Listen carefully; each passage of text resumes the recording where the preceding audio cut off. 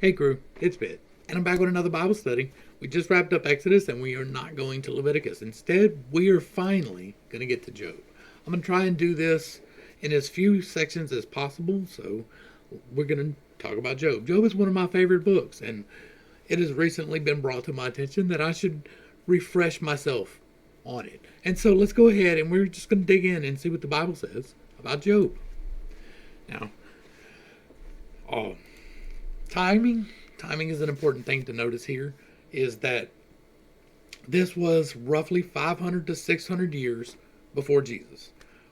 This was well into established Israel, and uh, it was 5 to 600 years before Jesus. There was a man in the land of Uz whose name was Job.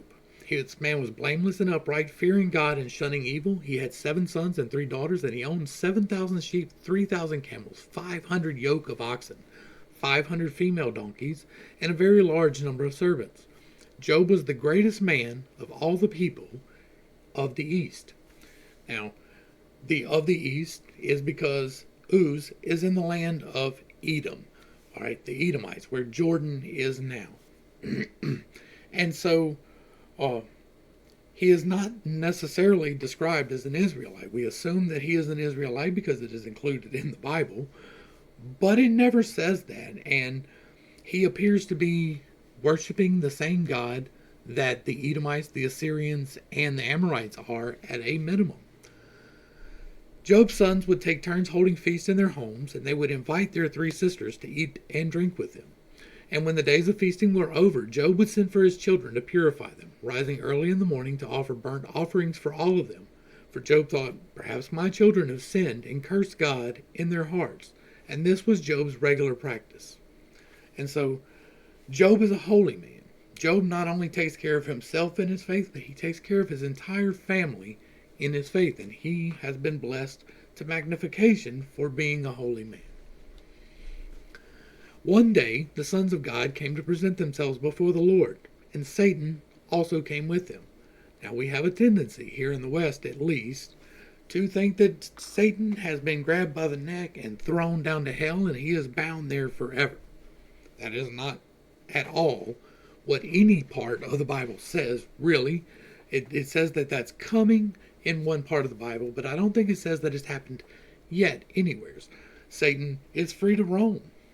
He has fallen from heaven, right? He is not in communion with God, except he can just go and present himself whenever he wants and talk to him, right?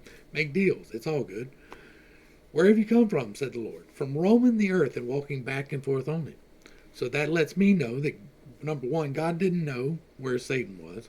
And number 2, Satan can go wherever he wants. He's roaming back and forth all over the earth. And that there was another option besides roaming back and forth all over the earth.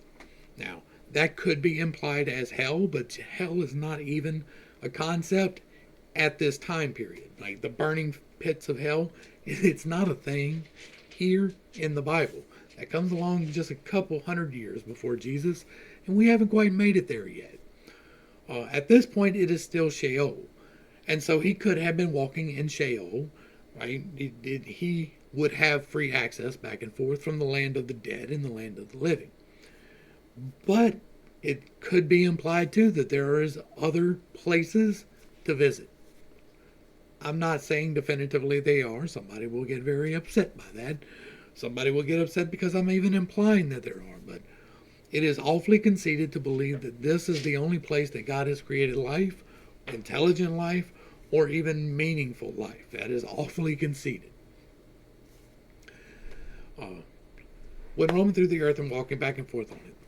And then the Lord said to Satan, have you considered my servant Job? There is no one on earth like him, a man who is blameless and upright, who fears God and shuns evil. And Satan answered the Lord, does Job fear God for nothing? Have you not placed a hedge on every side around him, and his household, and all that he owns? You have blessed the work of his hand, and his possessions have increased the land. But stretch out your hand and strike all that he has, and he will surely curse you to your face. Very well, said the Lord to Satan, everything he has is in your hands, but you must not lay a hand on the man himself. And then Satan went out from the presence of the Lord. And one day, while Job's sons and daughters were eating and drinking wine in their oldest brother's house, the message came a messenger came and reported to Job. While the oxen were plowing and the donkeys were grazing nearby, the Sabaeans swooped down and took them away. They put the servants to the sword, and I alone have escaped to tell you. And while he was still speaking, another messenger came and reported, the fire of God fell from heaven. It burned and consumed the sheep and the servants, and I alone have escaped to tell you. And while he was still speaking, another messenger came and reported, the Chaldeans have formed 3 bands, raided the camels, and took them away. They put the servants to the sword, and I alone have escaped to tell you. And while he was still speaking, another messenger came and reported, your sons and daughters were eating and drinking wine in their oldest brother's house, when suddenly a mighty wind came in from the desert and struck the 4 corners of the house, and it collapsed on the young people, and they are dead. I alone have escaped to tell you. Now Job stood up and tore his robe and shaved his head, and he fell to the ground and worshipped, saying, naked I came from my mother's womb, and naked I will return. The Lord gave, and the Lord has taken away. Blessed is the name of the Lord. And in all of this, Job did not sin or charge God with wrongdoing. All right, let's unpack a little bit. So, Satan comes into the presence of God, and God says, hey, have you seen this guy? He is completely righteous. He does nothing wrong. He goes above and beyond in his holiness. And Satan's like, well, that's just because you give him your blessings. And he says, all right, well, then you can challenge him, but you must keep him alive, right? That's letting you know an awful lot of things right there. Number one, that God recognizes your righteousness, that he does bless you for your righteousness, and that you can still be afflicted despite your righteousness.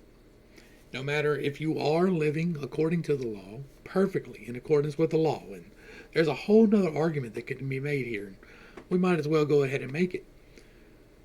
There is a lot of people who like to say that the Bible is an infallible, inerrant word of God. There are a lot of people that like to say that Jesus Christ was the only holy man to ever walk the earth. But they conveniently forget about Enoch.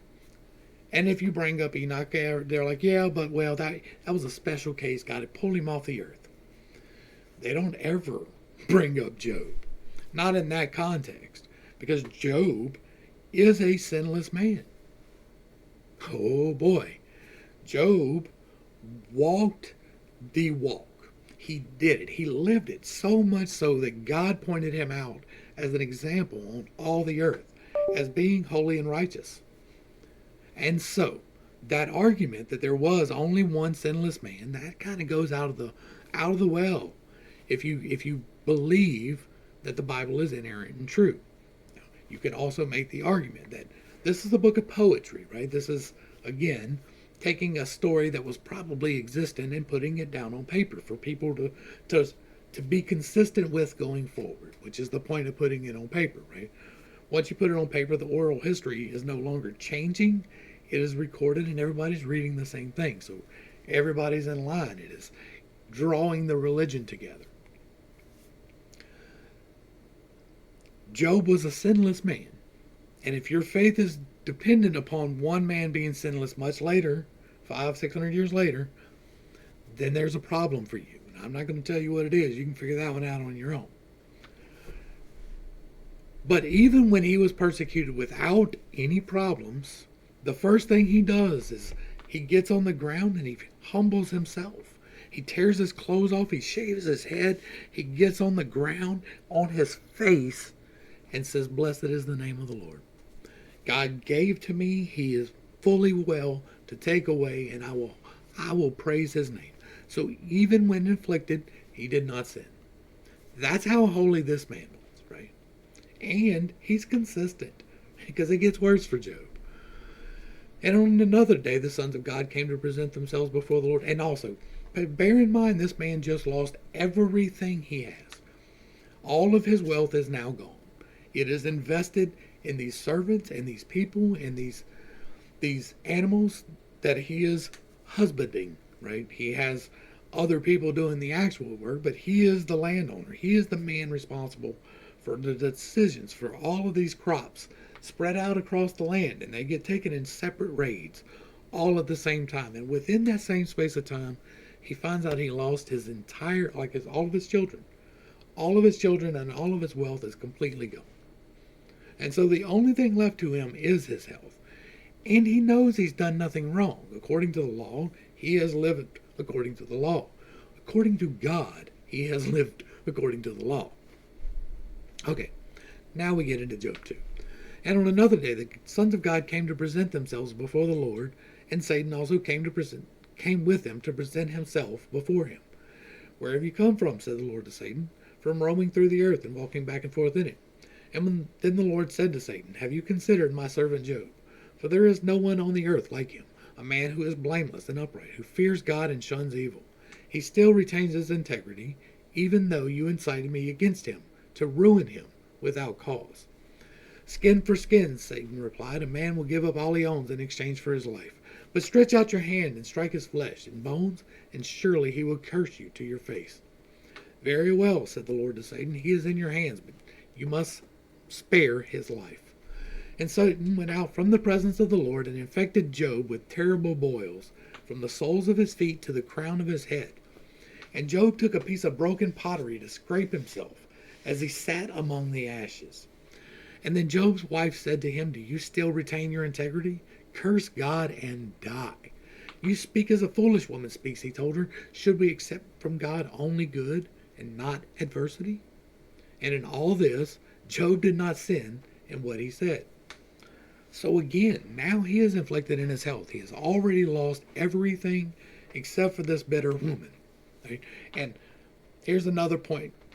Right? Somebody else is fixing to get completely upset by this, but this line here in 10, it's not consistent across all translations. Right? There are versions of this that exist that she doesn't say, or well, this one here, not that one. So 9. She doesn't say, do you still retain your integrity, curse God and die? Right? She doesn't try to do that. That was an added thing.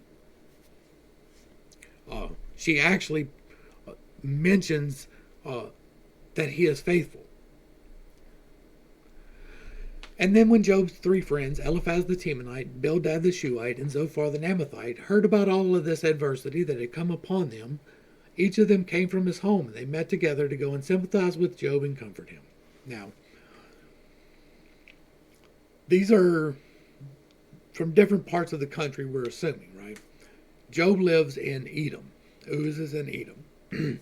Teman is in Edom. That's also it's south of Uz. The Shuhite is Assyrian. That is, Shua is in the land of Assyria. That is well to the north. And Zophar the Naamathite is from a little bit north and a little bit to the east. He is from the Amorites. And so it took him a little time to get there. This has been going on for a little while. These boils are unrelenting, right? So he has lost all of his family, all of his crops, and now he is afflicted from head to toe with boils. And so when they come in, they lift their eyes from afar and they can barely recognize Job. He is so disfigured and so covered, like he's already cut off his own hair, and he's naked, and he's covered in boils. And boils are disgusting and they hurt. I've had them. They suck. They are terrible. I cannot imagine being covered from head to toe and sitting there just scraping. Oh, it's terrible. I'm going to let that go. And so they come in and they see this and they're like, wow, this is really bad. And they begin to weep aloud, and each man tears his robe and throws dust in the air over his head. And they sat on the ground with him for 7 days and 7 nights, and no one spoke a word to him, because they saw how intense his suffering was. Now, bear in mind that these afflictions have come upon him, and he is blameless. He really is. Like, a lot of people in prison say they're innocent, but there is one innocent man in prison, right? And it's everybody. But this man is innocent. He is afflicted completely blamelessly, with no cause whatsoever. And after this, Job opened his mouth and cursed the day of his birth. And this is what he said. May the day of my birth perish, and the night it was said a boy have conceived. If only that day had turned to darkness, may God above disregard it. May no light shine upon it. May darkness and gloom reclaim it, and a cloud settle over it. May the blackness of the day overwhelm it, If only darkness had taken the night away, may it not appear among the days and the years. May it never be entered in any of the months. Behold, that night be barren. Make no joyful voice come into it. May it be cursed by those who curse the days, those prepared to rouse Leviathan.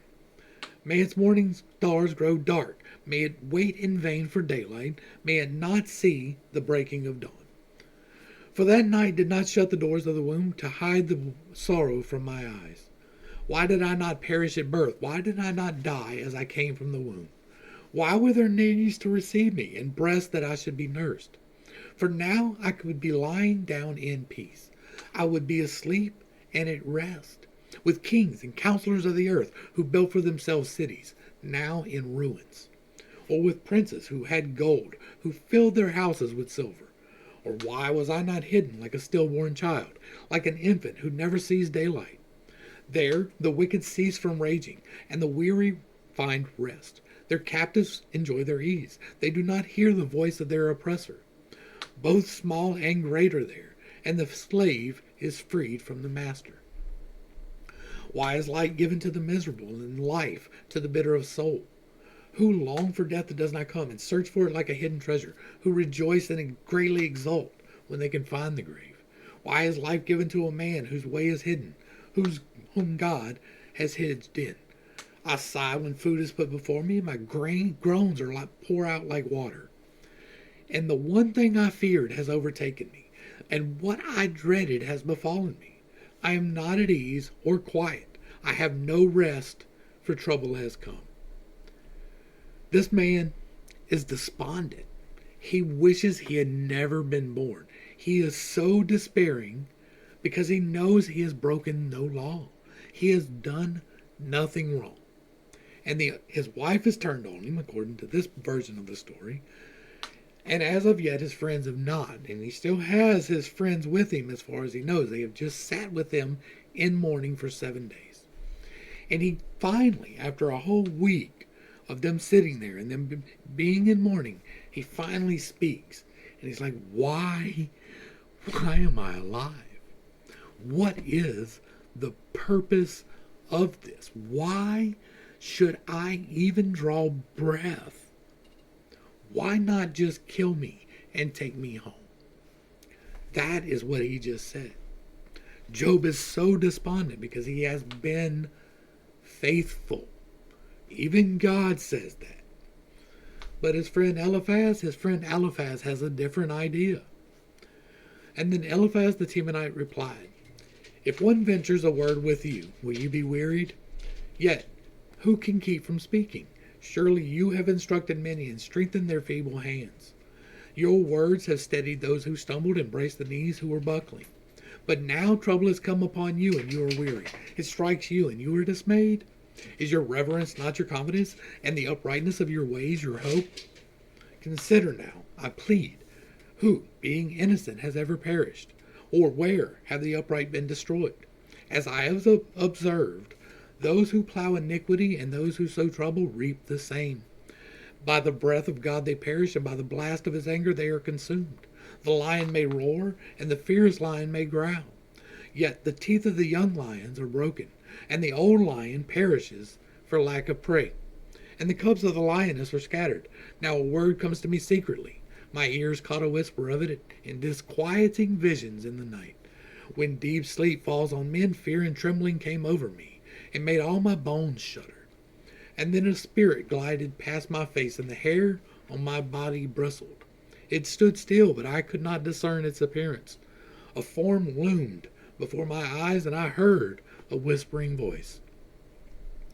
Can a mortal be more righteous than God, or a man more pure than his Maker? If God puts no trust in his servants, and he charges his angels with error, how much more those who dwell in houses of clay, whose foundations are like in the dust, who can be crushed like a moth? They are smashed to pieces from dawn to dusk, unnoticed. They perish forever. Are not their 10 cords pulled up so that they die without wisdom? All right, before we get back into that, what is going on here? One of his friends is like, hey, you must have messed up. I know that you're telling me this, that you are righteous, and that you have no cause for this and you would rather be dead. But obviously you're wrong.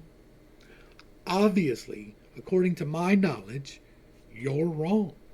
According to what I know, what I have read, I know that you must be wrong. I'm looking at you, Noah. And so, obviously, because what I already know to be true must be true, then you, Job, you must be wrong. You must be completely incorrect. You must be a sinner.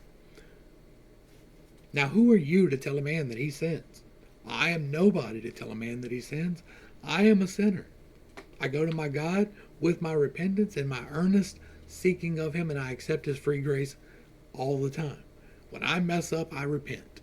When you mess up, you should repent. And there is no intermediary needed for repentance. But Eliphaz is convinced. He's absolutely convinced that he's correct.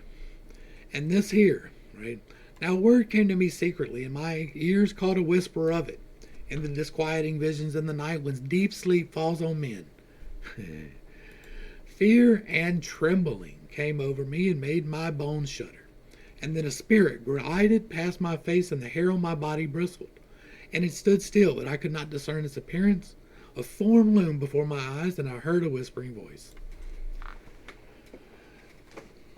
I have had a revelatory experience. I have been visited by a presence. I have been snatched out of my body while in a meditative state, and I have seen the creation of the universe in the Creator's hand, but there was no body on that one.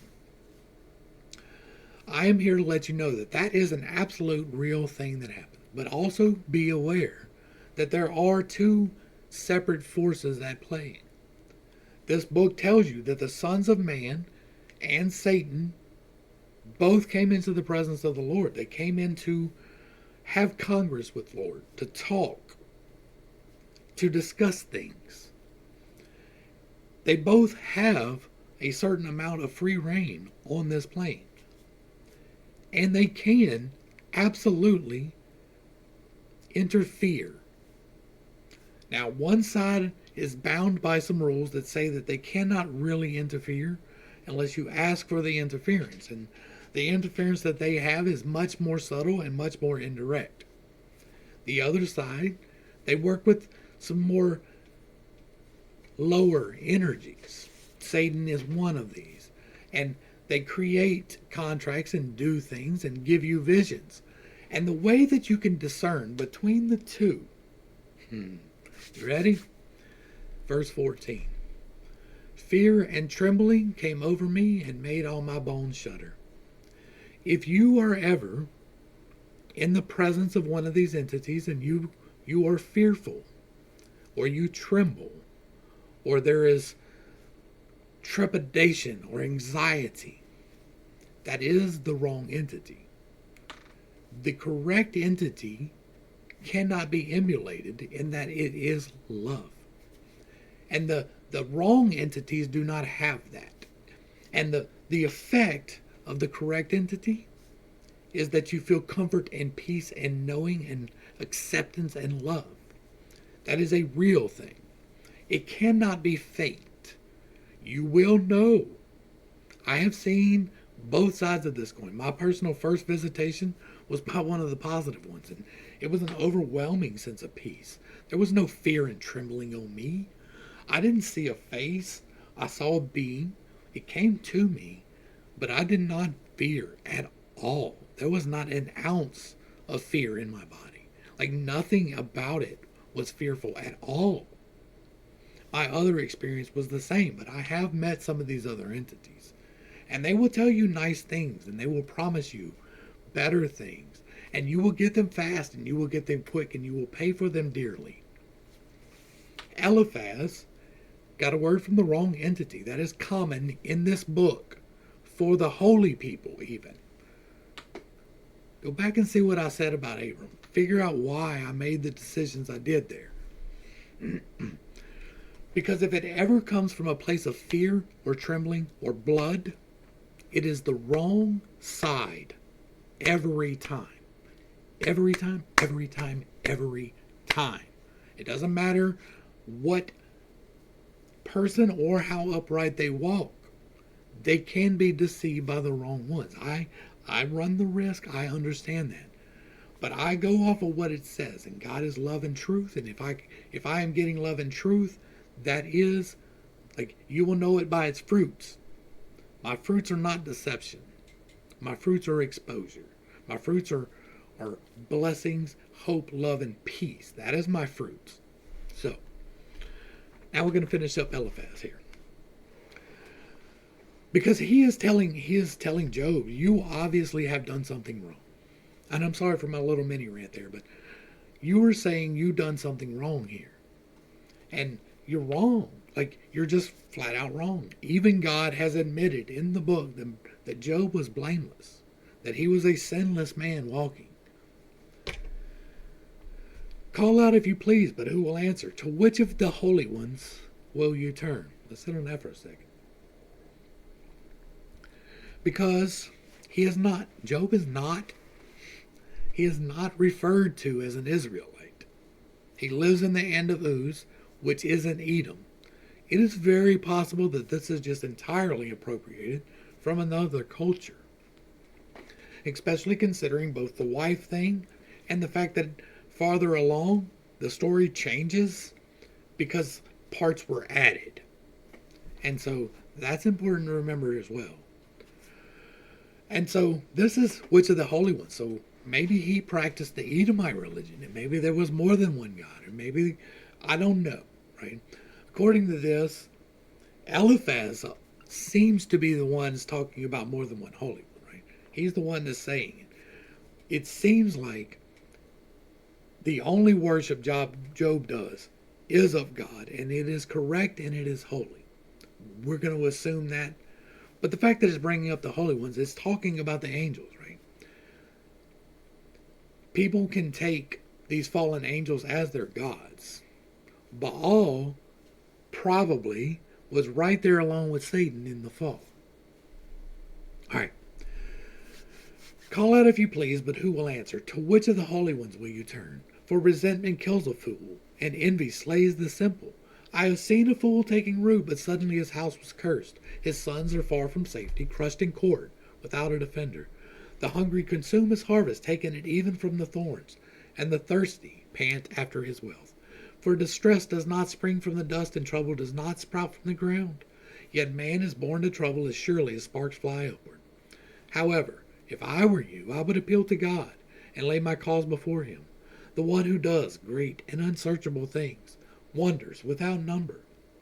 He gives rain to the earth and sends waters upon the field. He sets the lowly on high, so that mourners are lifted to safety. He thwarts the schemes of the crafty, so that their hands find no success. He catches the wise in their craftiness and sweeps away the plans of the cunning. They encounter darkness by day and grope at noon as in the night. He saves the needy from the sword in their mouth and from the clutches of the powerful. So the poor have hope, and injustice shuts its mouth. Blessed indeed is the man whom God corrects. So do not despise the discipline of the Almighty. For he wounds, but he also binds. He strikes, but his hand also heals. He will rescue you from 6 calamities. No harm will touch you in 7. In famine he will redeem you from death, and in battle from the stroke of the sword. You will be hidden from the scourge of the tongue, and you will not fear havoc when it comes. You will laugh at destruction and famine, and need not fear the beasts of the earth.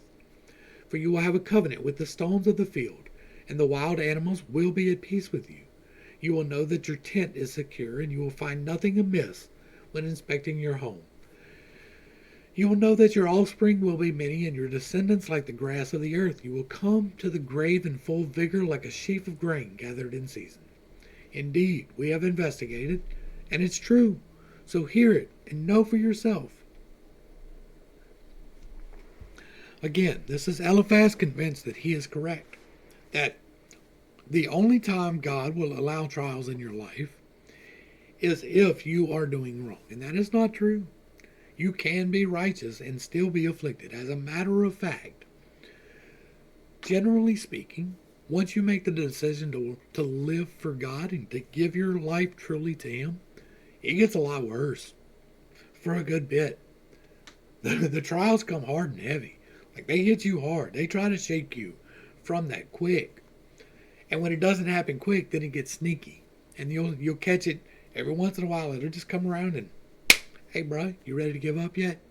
That's going to happen. Get ready for that. No going in that's what's going to happen. When you commit your life to God, it is not going to be sunshine and roses. It is not going to just turn around and be okay right away. Right? God will give you blessings for being faithful above and beyond anything that you ever imagined. But, like, the enemy has the right to tempt you, to change you, to make you give up what you are claiming when you claim God. You can give it up. There's a lot of people out there that say once saved, always saved. That ain't necessarily true. Once you have been saved and you have given yourself to God, then nobody can take you from Him except you. You can freely decide that you no longer want that, and you can do that. People do that all the time. And so, if you have freely made the decision not to, after you have already made the decision to, then you remove yourself from the palm of God. You pull yourself out of that. Nobody else can take you out. You are in there. But you can walk away. Now, Job is perfectly righteous. Again, he is perfectly righteous. But this man, Eliphaz, is convinced that because he knows the law, he knows God's mind.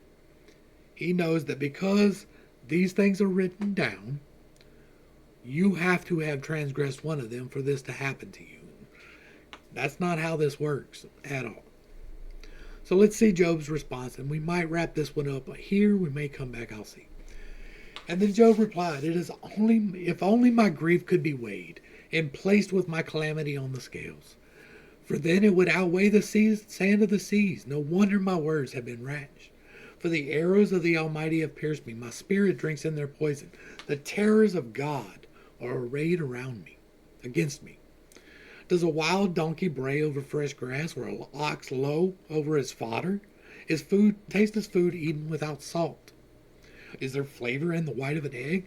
My soul refuses to touch them. They are loathsome food to me. If only my requests were granted and God would fulfill my hope, that God would be willing to crush me, to unleash His hand and cut me off.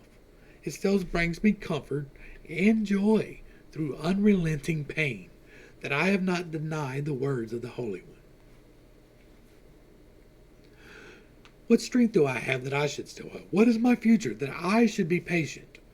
Is my strength like that of stone, or my flesh made of bronze? Is there any help within me now that success is driven from me? A despairing man should have the kindness of his friend, even if he forsakes the fear of the Almighty. But my brothers are faithless as wadis, as seasonal streams that overflow, darkened because of the ice and the inflow of melting snow, but ceasing in the dry season and vanishing from their channels in the heat. Caravans turn aside from their routes. They go into the wasteland and perish. The caravans of Tema look for water. The travelers of Sheba hope to find it. They are confounded because they had hoped their arrival brings disappointment. For now you are of no help. You see terror and are afraid. Have I ever said, give me something, offer me a bribe from your wealth, deliver me from the hand of the enemy, redeem me from the grasp of the ruthless? Teach me, and I will be silent. Help me understand how I have erred. How painful are honest words, but what does your argument prove? Do you intend to correct my words, or to treat as wind my cry of despair? Well, you would even cast lots for an orphan and barter away your friend. But now, please look at me. Would I lie to your face? Reconsider, do not be unjust. Reconsider, for my righteousness is at stake. Is there iniquity on my tongue? Can my mouth not discern malice? Is not man consigned to labor on earth? Are not his days like those of a hired hand? Like a slave, he longs for shade. Like a hireling, he waits for his wages. So, am I allotted months of futility, and nights of misery are appointed to me? When I lie down, I think, when will I get up? But the night drags on, and I toss and turn until dawn. My flesh is My flesh is clothed with worms and encrusted with dirt. My skin is cracking and festering. My days are swifter than a weaver's shuttle. They come to an end without hope. Remember that my life is but a breath. My eyes will never again see happiness. The eye that beholds me will no longer see me. You will look for me, I will be no more. As a cloud vanishes and is gone, so he who goes down to Sheol does not come back up. He never returns to his house. His place remembers him no more. Therefore I will not restrain my mouth. I will speak in the anguish of my spirit. I will complain in the bitterness of my soul. Am I the sea, or the monsters of the deep, that you must keep me under guard? When I think my bed will comfort me, and my couch will ease my complaint, then you frighten me with dreams and terrify me with visions, so that I would prefer strangling and death over life in this body. I loathe my life. I would not live forever. Leave me alone, for my days are but a breath. What is a man that you should exalt him, that you should set your heart upon him, that you attend him in the morning and test him every moment? Will you never look away from me? Will leave me alone to swallow my spittle?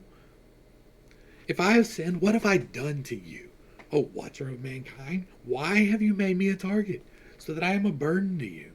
Why do you not pardon my transgression and take away my iniquity? For soon I will lie down in the dust, and you will seek me, but I will be no more. Again, it is very important to remember that Job broke no laws. He is actually righteous and unjustly being tried. And all he cries out is, what have I done? Like, I've done everything that you asked me. I've tried so very hard. I get up, I go to work. I provide for my family. I give my sacrifices. I do everything that you asked me to do. And still I'm afflicted like this. Still times get so hard. I don't understand the why, God. And then we get to Bildad, who is the second friend, and he is a Shuhite, which is Assyrian. This is the friend from the north. And how long will you go on saying such things? The words of your mouth are a blustering wind. Does God pervert justice? Does the Almighty pervert what is right? When your children sinned against him, he gave them over to their rebellion. But if you would earnestly seek God and ask the Almighty for mercy, if you are pure and upright, even now he would rouse himself on your behalf and restore your righteous estate. Though your beginnings were modest, your latter days will flourish. Please inquire of past generations and consider the discoveries of their fathers. For we were born yesterday and know nothing. Our days on earth are but a shadow. They will not teach you and tell you and speak from their understanding. Does papyrus grow where there is no marsh? Do reeds flourish without water? While the shoots are still uncut, they will dry up quicker than grass. Such is the destiny of all who forget God. So the hope of the godless will perish. His confidence is fragile. His security is in a spider's web. He leans on his web, but it gives way. He holds fast, but it does not endure. He is a well-watered plant in the sunshine, spreading its shoots over the garden. His roots wrap around the rock heap. He looks for a home among the stones. If he is uprooted from his place, it will disown him, saying, I never saw you. Surely this is the joy of his way. Yet others will spring from the dust. Behold, God does not reject the blameless, nor will he strengthen the hand of evildoers. He will yet fill your mouth with laughter, and your lips with a shout of joy. Your enemies will be clothed in shame, and the tent of the wicked will be no more. So again, he is being assaulted by another one of his friends with an untruth, right? These are the people who should know him. These are his friends. Those people he was close enough that they came in his time of need. And they show up, and this is what they say. Well, you obviously are a sinner, so obviously you did something wrong. But again, Job is righteous in the eyes of the Lord, completely. He is being unfairly contested with, and so his friends are being, rather not good friends. They should know him better than that. But it's easy to put yourself in their position, right? It's easy to understand That if your belief is that God will only bless those who do right and he will only punish those who do wrong, then obviously if you're being punished or held back in any way, then obviously that's because you have not yet gotten right. And here's a news flash: you will never be right. We are here for an experience, and it is a perfect experience. And so we need forgiveness because we mess up all the time, unintentionally and sometimes intentionally. And so we need to have a touch point, a stone to which to set, and that is God. And Job was set there. He was an example among men. He was a righteous man on earth. And yet he is tested.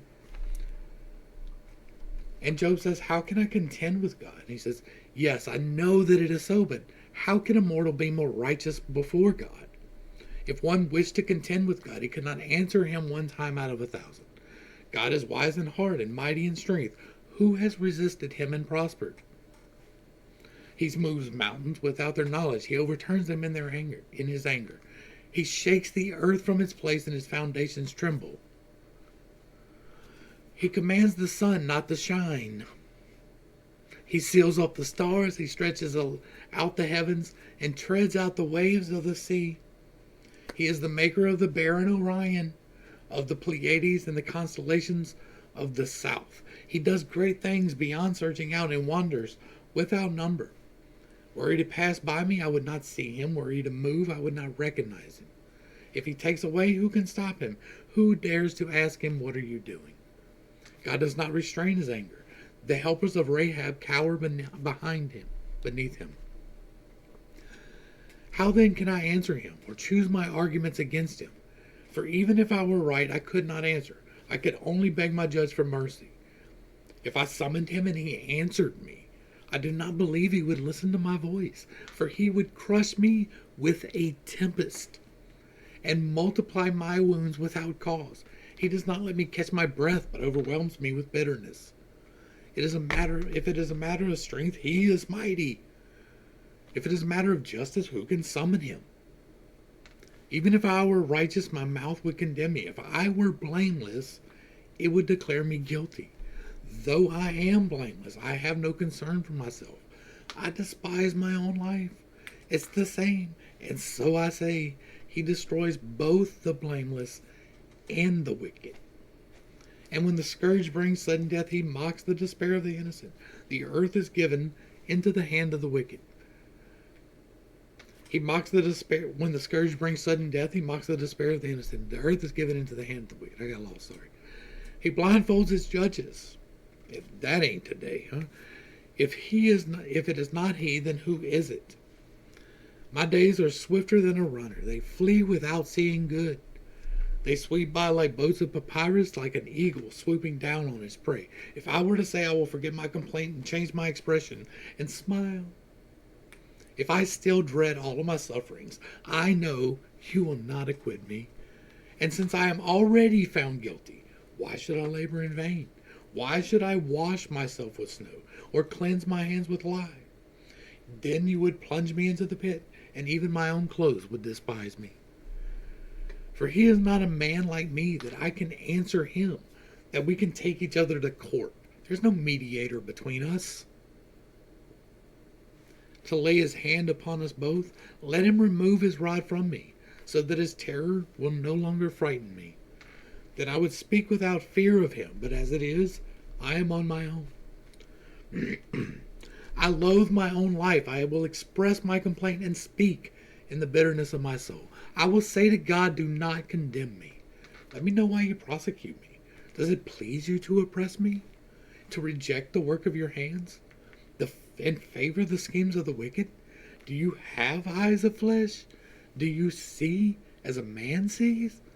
Are your days like those of a mortal, or your years like those of a man, that you would seek my iniquity and search out my sin? Though you know that I am not guilty and there is no deliverance from your hand shaped me and altogether formed me. Would you now turn and destroy me? You remember that you molded me like clay. Would you now return me to dust?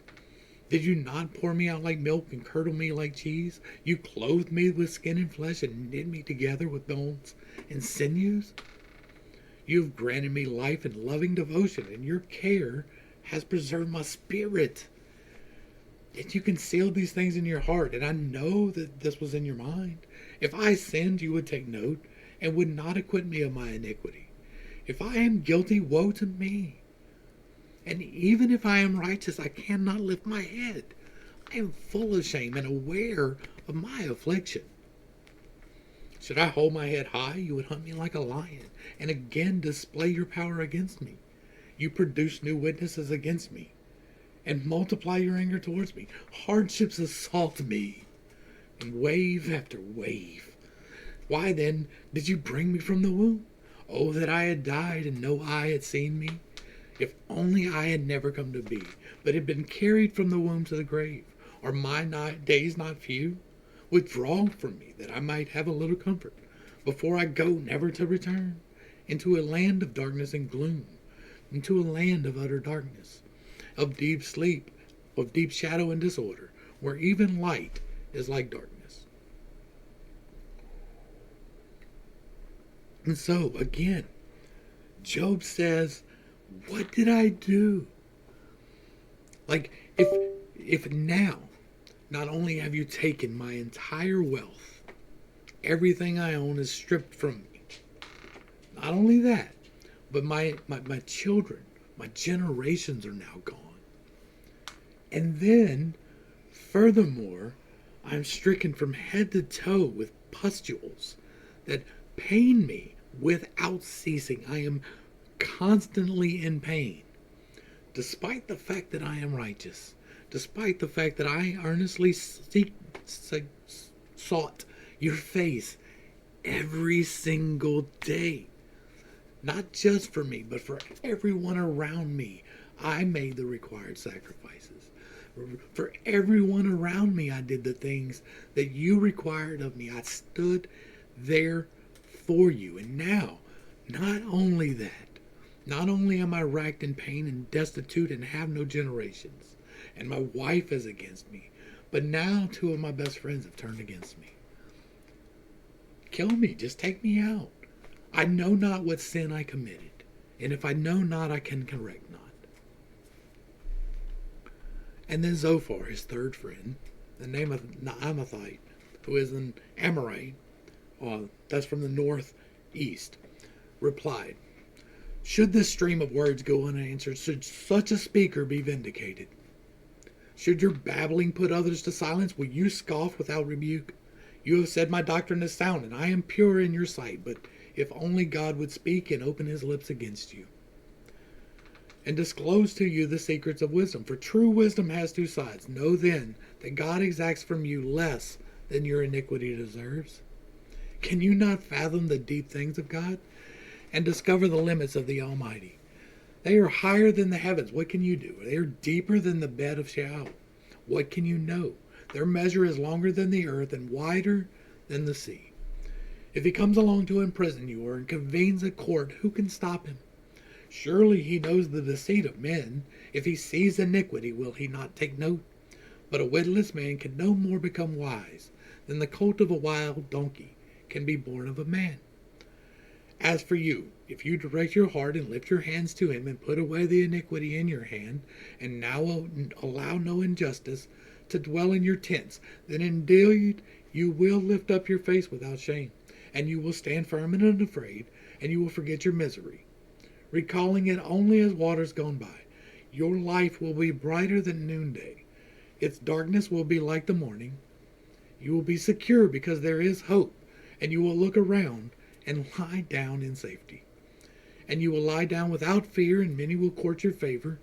But the eyes of the wicked will fall, and escape will elude them, for they will hope for their last breath. And so, he has just pled once again, Job has just pled once again, kill me, because now I have 2 friends that have turned against me. And the third one is the worst one. The third one comes in and says, no, bro, you are obviously such a terrible person that this is just a fraction. And this is someone who God says is sinless, is blameless. He is a righteous man, an example to be held by all mankind. And his friend is like, man, you must be terrible. You must be terrible, because this is just a fraction of what you deserve. But they don't have a concept of hell here. Like, even in here, it's called reference to Sheol, because that isn't a burning eternal hell. He says he's going to hell, but not hell. He's going to Sheol. He's going to darkness and nothingness. That is where he is going, to a non-existence. That is the belief here. Hold on. Too far, Pitt. And then Job presents his case, and this is Job's response to his third friend, saying, like, this is the last hope. Who else has he? These are the three who came to visit. Truly then you are the people with whom wisdom itself will die. But I also have a mind. I am not inferior to you. Who does not know such things as these? I am a laughingstock to my friends. Though I called on God and he answered, the righteous and upright man is a laughingstock. The one at ease scorns misfortune, and the fate of those whose feet are slipping. The tents of robbers are safe, and those who provoke God are secure. But those who carry God in their hands. But ask the animals, and they will instruct you. Ask the birds of the air, and they will tell you. Or speak to the earth, and it will teach you. Let the fish of the sea inform you. Which of these do not know that the hand of the Lord has done this? The life of every living thing is in his hand, as well as the breath of all mankind. Does not the ear test words and the tongue taste its food? Wisdom is found in the elderly, and understanding comes with a long life. Wisdom and strength belong to God. Counsel and understanding are his. What he tears down cannot be rebuilt. What man he imprisons cannot be released. If he holds back the waters, they dry up. And if he releases them, they overwhelm the land. True wisdom and power belong to him. The deceived and the deceiver are his. He leads counselors away barefoot and makes fools of judges. He loosens the bonds placed by kings and fastens a belt around their waists. He leads priests away barefoot and overthrows the established. He deprives the trusted of speech and takes away the discernment of elders. He pours out contempt on nobles and disarms the mighty. He reveals the deep things of darkness and brings deep shadows into light.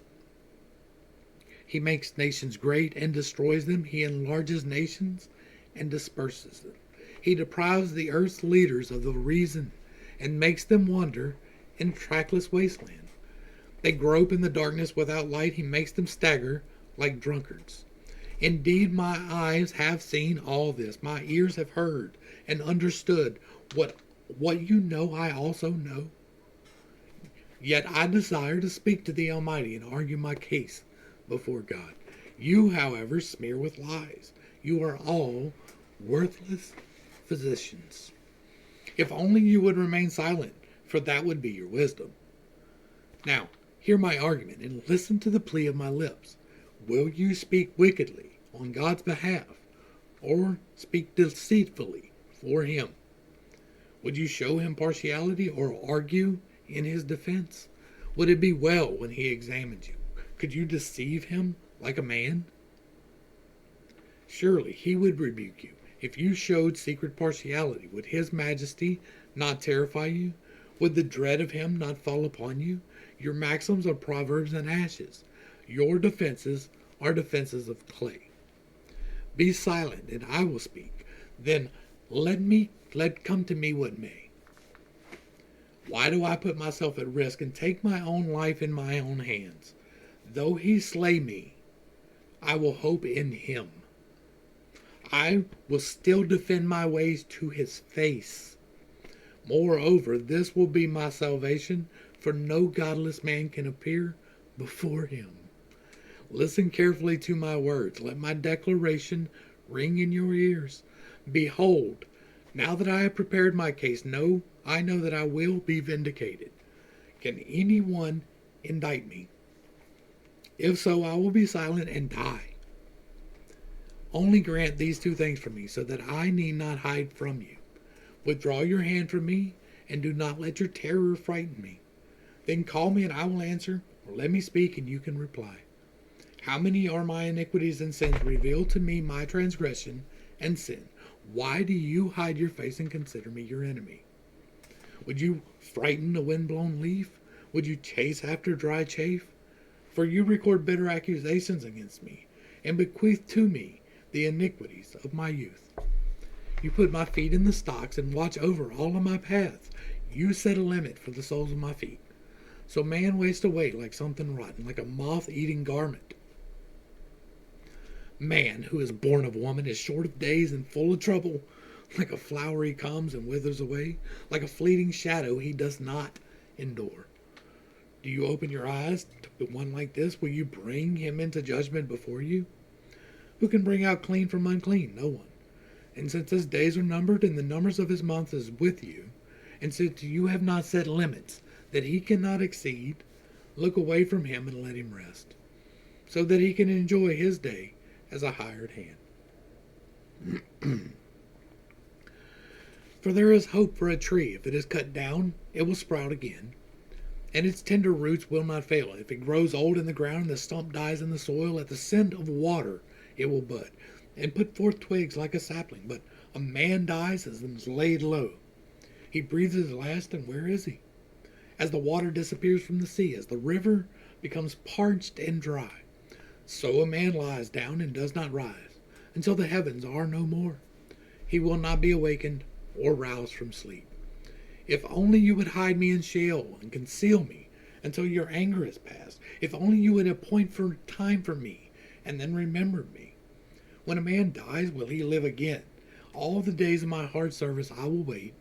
Until my renewal comes, you will call and I will answer. You will desire the work of your hands, and then you will count my steps, but you will not keep track of my sin. My transgression would be sealed in a bag, and you would cover my iniquity. But as a mountain erodes and crumbles, as a rock is dislodged from its place, as water wears away the stones, and as torrents wash away the soil, so you destroy a man's hope. You forever overpower him, and he passes on. You change his countenance and send him away. If his sons receive honor, does he not know it? He does not know it. If they are brought low, he is unaware.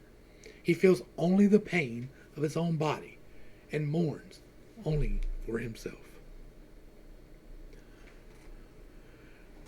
And Eliphaz the Temanite replied, Does a wise man answer with empty counsel, or fill his belly with the hot east wind? Should he argue with useless words or speeches that serve no purpose? But you undermine the fear of God and hinder meditation before him. For your iniquity instructs your mouth, and you choose the language of the crafty. Your own mouth, not mine, condemns you. Your own lips testify against you. Were you the first man ever born? Were you brought forth before the hills? Do you listen in on the counsel of God, or limit wisdom to yourself? What do you know that we do not? What do you understand that is not clear to us? Both the gray-haired and the aged are on our side. Men much older than your father. Are the consolations of God not enough for you? Even the words spoken gently to you. Why has your heart carried you away? Why do your eyes flash as you turn your spirit against God and pour such words from your mouth? What is a man that he should be pure, or one born of a woman that he should be righteous? If God puts no trust in his holy ones, if even the heavens are not pure in his eyes, how much less man who is vile and corrupt, who drinks injustice like water? Listen to me, and I will inform you. I will describe what I have seen, what was declared by wise men, and was not concealed from their fathers, to whom alone the land was given, when no foreigner passed among them. A wicked man writhed in pain all his days. Only a few years are reserved for the ruthless. Sounds of terror fill his ears. In his prosperity the destroyer attacks him. He despairs of his return from darkness. He is marked for the sword. He wanders about as food for vultures. He knows the day of darkness is at hand. Distress and anguish terrify him, overwhelming him like a king poised to attack. For he has stretched out his hand against God and vaunted himself against the Almighty, rushing headlong at him with a thick studded shield. And though his face is covered with fat and his waistline bulges with flesh, he will dwell in ruined cities and abandoned houses destined to become rubble. He will no longer be rich. His wealth will not endure. His possessions will not overspread the land. He will not escape from the darkness. The flame will wither his shoots, and the breath of God's mouth will carry him away. Let him not deceive himself with trust in emptiness, for emptiness will be his reward. It will be paid in full before his time, and his branch will not flourish. He will be like a vine stripped of its unripe grapes, like an olive tree that sheds its blossoms, for the company of the godless will be barren, and the fire will consume the tents of bribery. They conceive trouble and give birth to evil. Their womb is pregnant with deceit. And so, again, Job has denied that he has done anything wrong. He said, if I have, then let God let me know, because I don't know. I know the laws. I know exactly what you already know. And what I am telling you is according to what you already know, I have done nothing wrong. That's what he says. And then his friend's like, no, you're not getting it, bruh. Like, you need to wrap your mind around the concept that you are automatically wrong. But according to God, Job's not. According to God, he's the example to be held. But okay, argue against God, Eliphaz, if that's what you want to do. And so Job's like, all right, I have heard many things like this. Miserable comforters are you all. Is there no end to your long-winded speeches? What provokes you to continue testifying? If I could also speak like you, if I were you in my place, I could heap up words against you and shake my head at you, but I would encourage you with my mouth, and the consolation of my lips would bring relief. Even if I speak, my pain is not relieved, and if I hold back, how will it go? How will it go away? Surely he has now exhausted me. You have devastated my family. You have bound me up. It has become a witness. My frailty rises up and testifies against me. His anchor has torn me and opposed me. He gnashes his teeth at me. My adversary pierces me with his eyes. They open their mouths against me and strike my cheeks with contempt. They join together against me. God has delivered me to unjust men. He has thrown me to the clutches of the wicked. I was at ease, but he shattered me. He seized me by the neck and crushed me. He set me up as his target. His archers surrounded me. He pierces my kidneys without mercy and spills my gall on the ground. He breaks me with wound upon wound. He rushes me like a mighty warrior. I have sewn sackcloth over my skin. I have buried my horn in the dust. My face is red with weeping. The deep shadows ring my eyes. Yet my hands are free of violence, and my prayer is pure. O earth, do not cover my blood. May my cry for help never be laid to rest. Even now, my witness is in heaven, and my advocate is on high. My friends are my scoffers, and my eyes pour out tears to God. Oh, that a man might plead with God as he pleads with his neighbor. For when only a few years are past, I will go the way of no return. And Job prepares for death. My spirit is broken. My days are extinguished. The grave awaits me. Surely mockers surround me. My eyes must gaze at their rebellion. Give me, I pray, the pledge you demand. Who else will be my guarantor? You have closed their minds to understanding. Therefore you will not exalt them. If a man denounces his friends for a price, the eyes of his children will fail. He has made me a byword among the people, a man in whose face they spit. My eyes have grown dim with grief, and my whole body is but a shadow. The upright are appalled at this, and the innocent are stirred against the godless. Yet a righteous one holds to his way, and the one with the clean hands grows stronger. But come back and try again, all of you, for I will not find a wise man among you. My days have passed off, my plans are broken off, even the desires of my heart. They have been turned night into day, making light seem near the face of darkness. If I look for Sheol as my home, if I spread out my bed in darkness, and say to corruption, you are my father, and to the worm, my mother, or my sister, where then is my hope? Who can see any hope for me? Will I go down to the gates of Sheol? Will we go down together into the dust? And then Bildad's like, hey, how long until you end these speeches? Show some sense and then we can talk. Why are we regarded as cattle, as stupid in your sight? You who tear yourself in anger. Should the earth be forsaken on your account, or the rocks moved from their place? Indeed, the lamp of the wicked is extinguished. The flame of his fire does not glow. The light in his tent grows dark, and the lamp beside him goes out. His vigorous stride is shortened, and his own schemes trip him up. For his feet lead him into a net, and he wanders into its mesh. A trap seizes his heel, a snare grips him, a noose hidden in the ground. And a trap lies in his path. Terrors frighten him on every side, harass his every step. His strength is depleted, and calamity is already at his side. It devours patches of his skin. The firstborn of death devours his limbs. He is torn from the shelter of his tents and marched off to the king of terrors. Fire resides in his tent, burning sulfur rains down on his dwelling. The roots beneath him dry up, and the branches above him wither away. The memory of him perishes from the earth. He has no name in the land.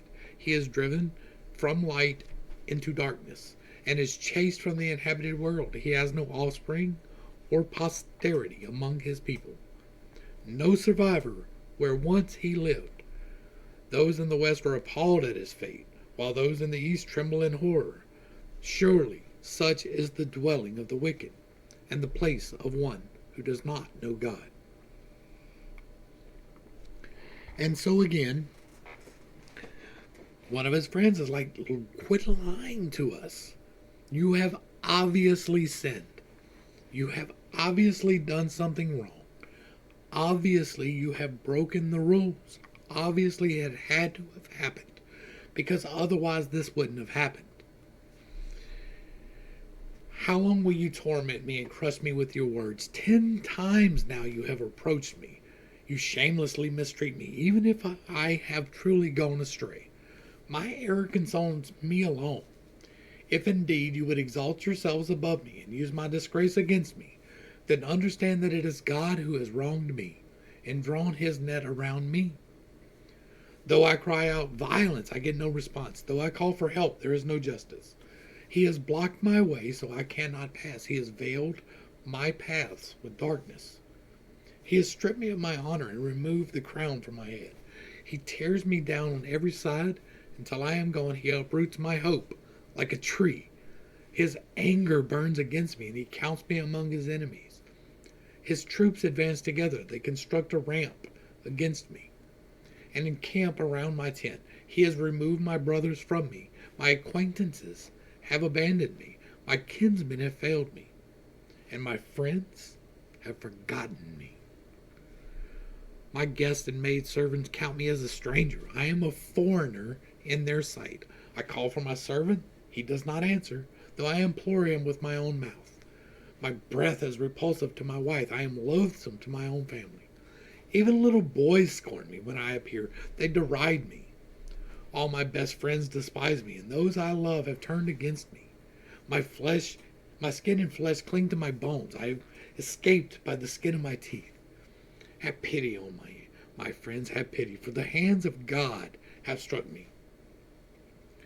Why do you persecute me as God does? Will you never get enough of my flesh?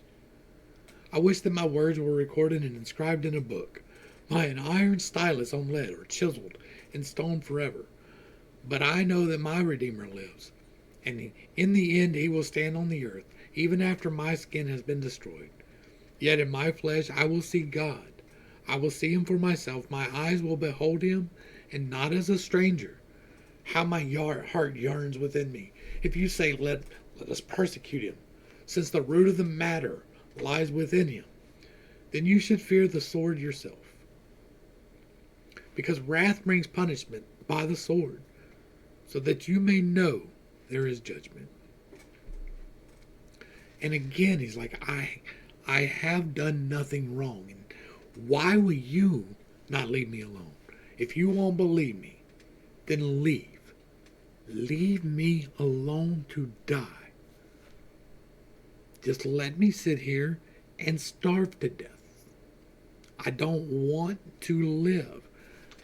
Like he's on a hunger strike. I don't know if I hit that or not, but when he was talking about the food being tasteless, like he's not eating. And they sat there for 7 days with him not eating, and they're like, listen, you can't keep doing this. And he's like, let me die. I am going to die. That is my desire.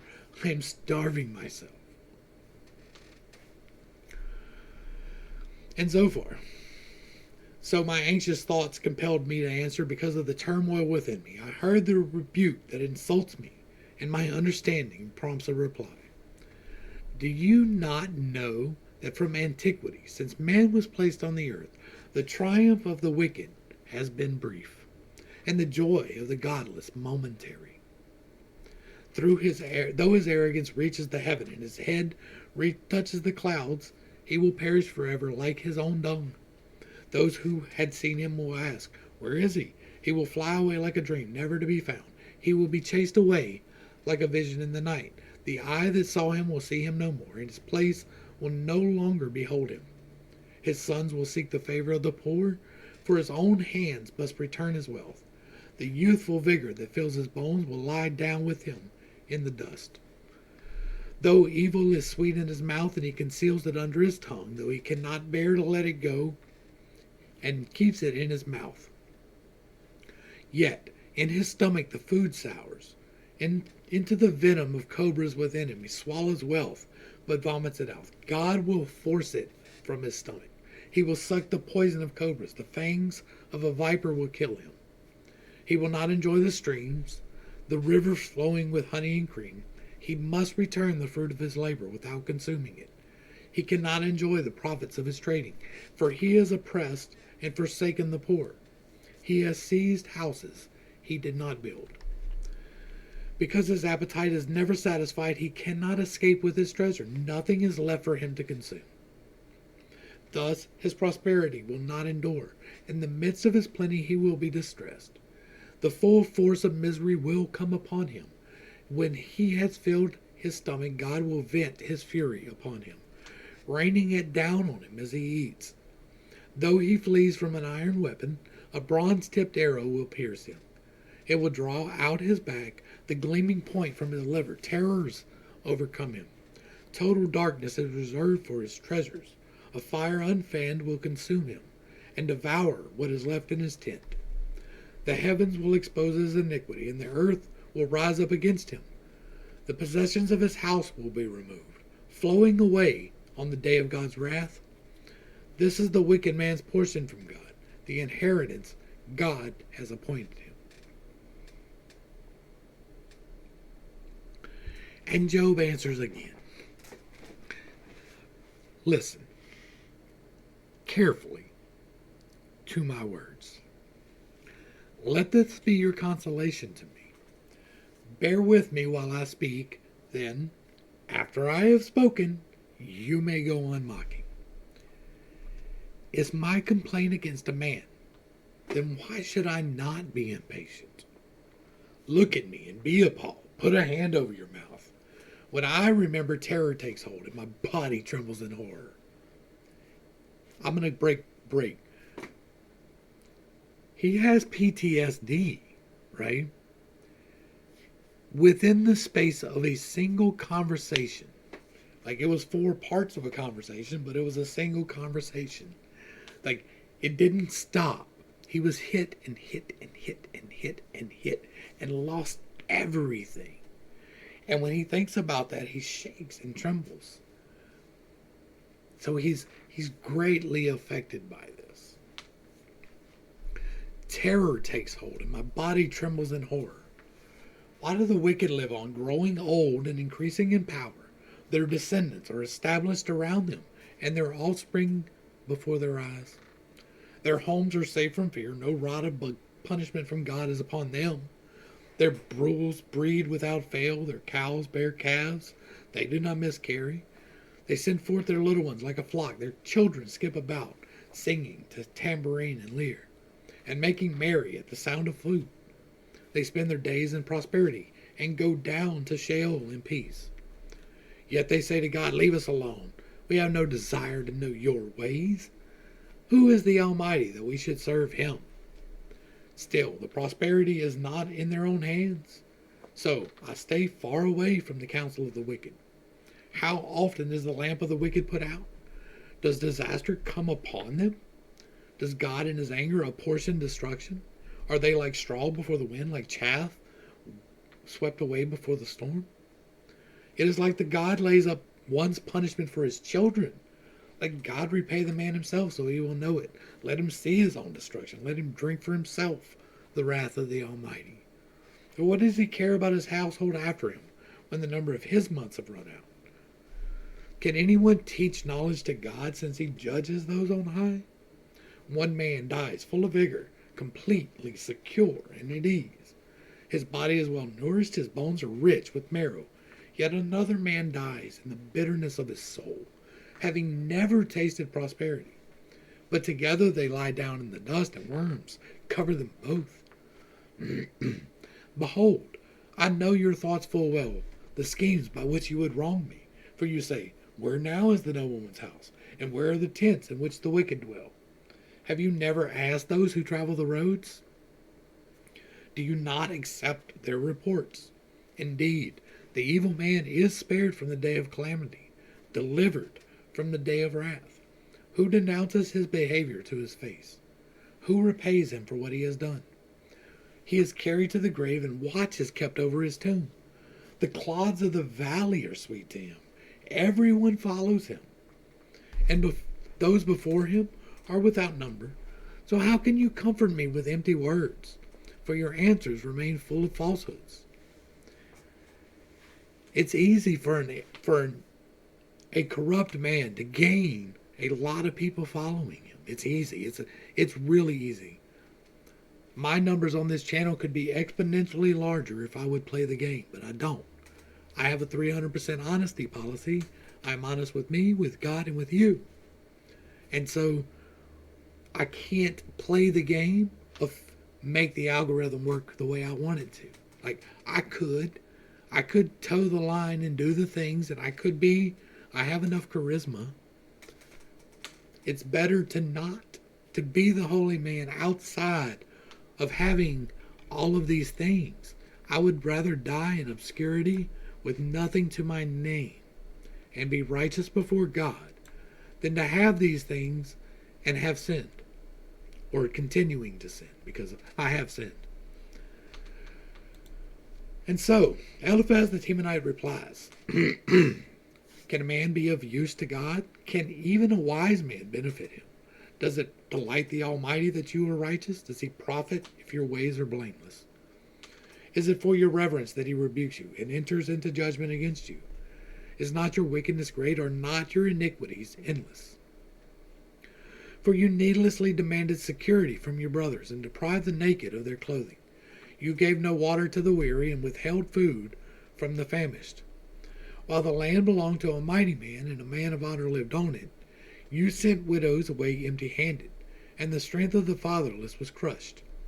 Therefore snares surround you, and sudden peril terrifies you. It is so dark you cannot see, and a flood of water covers you. Is not God as high as the heavens? Look at the highest stars, how lofty they are. Yet you say, what does God know? Does he judge through the thick darkness? Thick clouds veil him, and he does not see us as he traverses the vault of heaven. Will you stay on the ancient path that wicked men have trod? They were snatched away before their time, and their foundations swept away by a flood. They said to God, "Depart from us. What can the Almighty do to us?" But it was He who filled their houses with good things. And I stay far from the counsel of the wicked. The righteous see it and are glad. The innocent mock them. Surely your foes are destroyed, and fire has consumed their excess. Reconcile now and be at peace with him. Thereby goodwill will come to you. Receive instructions from his mouth and lay up his words in your heart. If you return to the Almighty, you will be restored. If you remove injustice from your tents and consign your gold to the dust, and the gold of the Ophir to the stones of the Rephines, then the Almighty will be your gold and the finest silver for you. Surely then you will delight in the Almighty and lift up your face to God and pray to him, and he will hear you.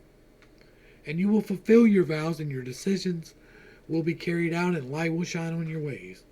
When men are brought low and you say, "Lift them up," then he will save the lowly. He will deliver even one who is not innocent, rescuing him through the cleanness of your hands. And then Job answered, "Even today my complaint is bitter, his hand is heavy despite my groaning. If only I knew where to find him, so that I could go to his seat, I would plead my case before him and fill my mouth with arguments. I would learn how he would answer and consider what he would say. Would he contend with me in his great power? No. He would certainly take note of me, that an upright man could reason with him, and I would be delivered forever from my judge. If I go east, he is not there. If I go west, I cannot find him. If when he is at work in the north, I cannot behold him. When he turns to the south, I cannot see him. Yet he knows the ways I have taken. When he has tested me, I come forth as gold. My feet have followed in his tracks. I have kept his way without turning aside. I have not departed from the command of his lips. I have treasured the words of his mouth, of more than my daily bread.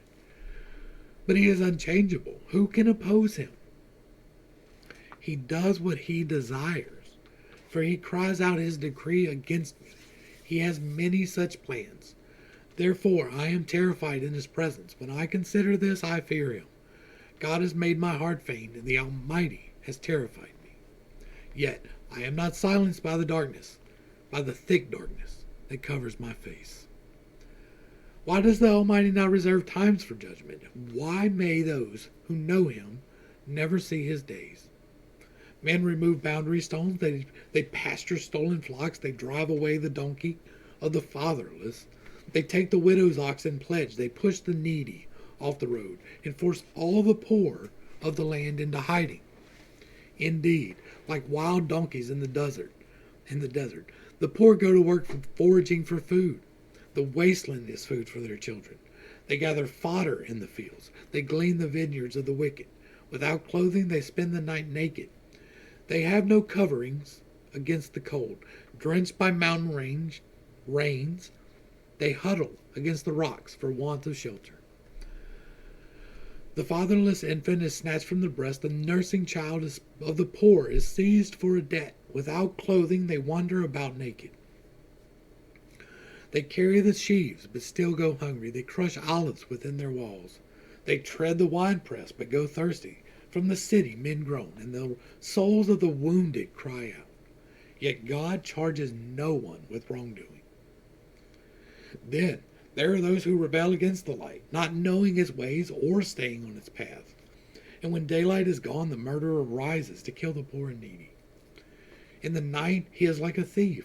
The eye of the adulterer watches for twilight, thinking no eye will see me. He covers his face.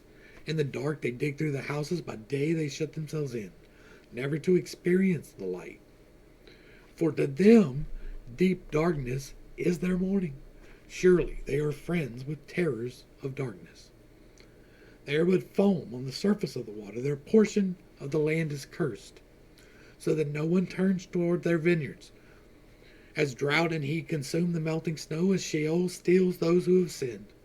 The womb forgets them, the worm feeds on them. They are remembered no more. So injustice is like a broken tree. They prey on the barren and the childless, and show no kindness to the widow. Yet by his power God drags away the mighty. Though rising up, they have no assurance of life. He gives them a sense of security, but his eyes are on their ways. They are exalted for a moment, then they are gone. They are brought low and gathered up like all others. They are cut off like heads of grain. If this is not so, then who can prove me a liar and reduce my words to nothing? And Bildad the Shuhite replies, Dominion and all belong to God. He establishes harmony in the heights of heaven. Can his troops be numbered? Of whom does his light not rise? How then can a man be just before God? How can one born of a woman be pure? Even if the moon does not shine and the stars are not pure in his sight, how much less man, who is but a maggot, and the son of a man, who is but a worm? And then Job answers, You have helped the powerless and saved the arm that is feeble, and you have counseled the unwise, and provided fully sound insight, to whom you have uttered these words, and whose spirit spoke through you. The dead tremble, those beneath the waters and those who dwell in them. Sheol is naked before God, and Abaddon has no covering. He stretches out the north over empty space. He hangs the earth upon nothing. He wraps the waters in his clouds, yet the clouds do not burst under their own weight. He covers the face of the moon, spreading it over his cloud. He has inscribed a horizon on the face of the waters. At the boundary between light and darkness, the foundations of heavens quake, astounded at his rebuke. By his power he stirred the sea. By his understanding he shattered Rahab. By his breath the skies were cleared. His hand pierced the fleeing serpent. Indeed, these are but the fringes of his ways.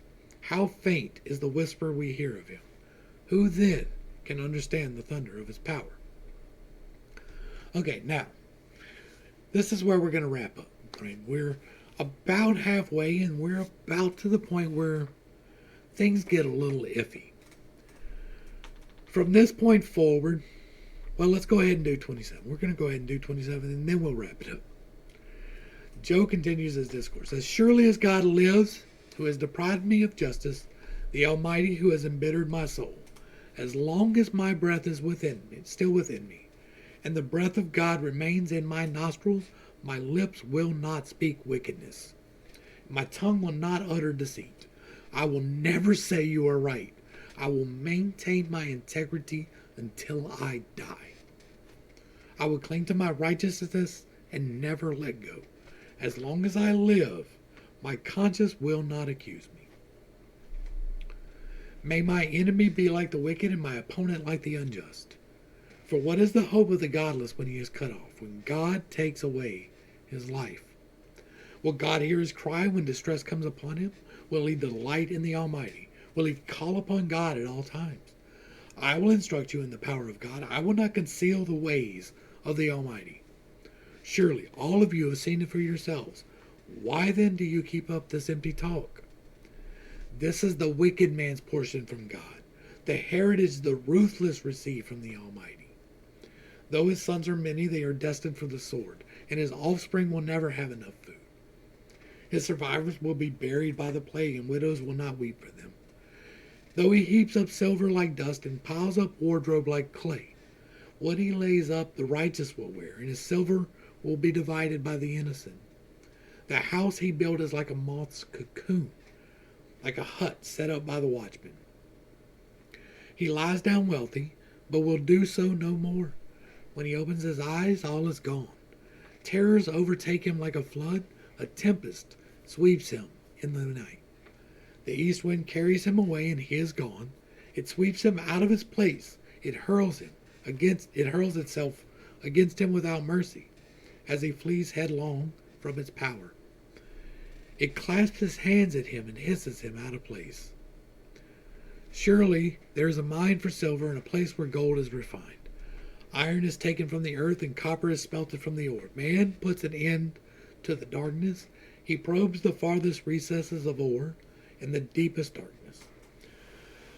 Far from human habitation he cuts a shaft in places forgotten by the foot of man. Far from men he dangles and sways. Food may come from the earth, but from below it is transformed as by fire. Its rocks are the sources of sapphires containing flecks of gold. No birds of prey know that path. No falcon's eyes have seen it. Proud beasts have never trodden it, no lion has ever prowled it. The miner strikes the flint, he overturns mountains at their base. He hews out channels in the rocks. His eyes spot every treasure. He stops up the sources of the streams and brings what is hidden to light. But where can wisdom be found? Where does understanding dwell? No man can know its value, nor is it found in the land of the living. The ocean depths say it is not in me, while the sea declares it is not with me. It is not to be bought with gold, nor can its price be weighed with silver. It can not be valued in the gold of Ophir, in precious onyx or sapphire.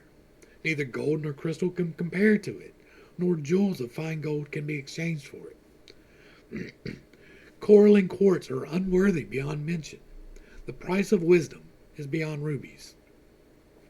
Topaz from Cush cannot compare to it, nor can it be valued in gold.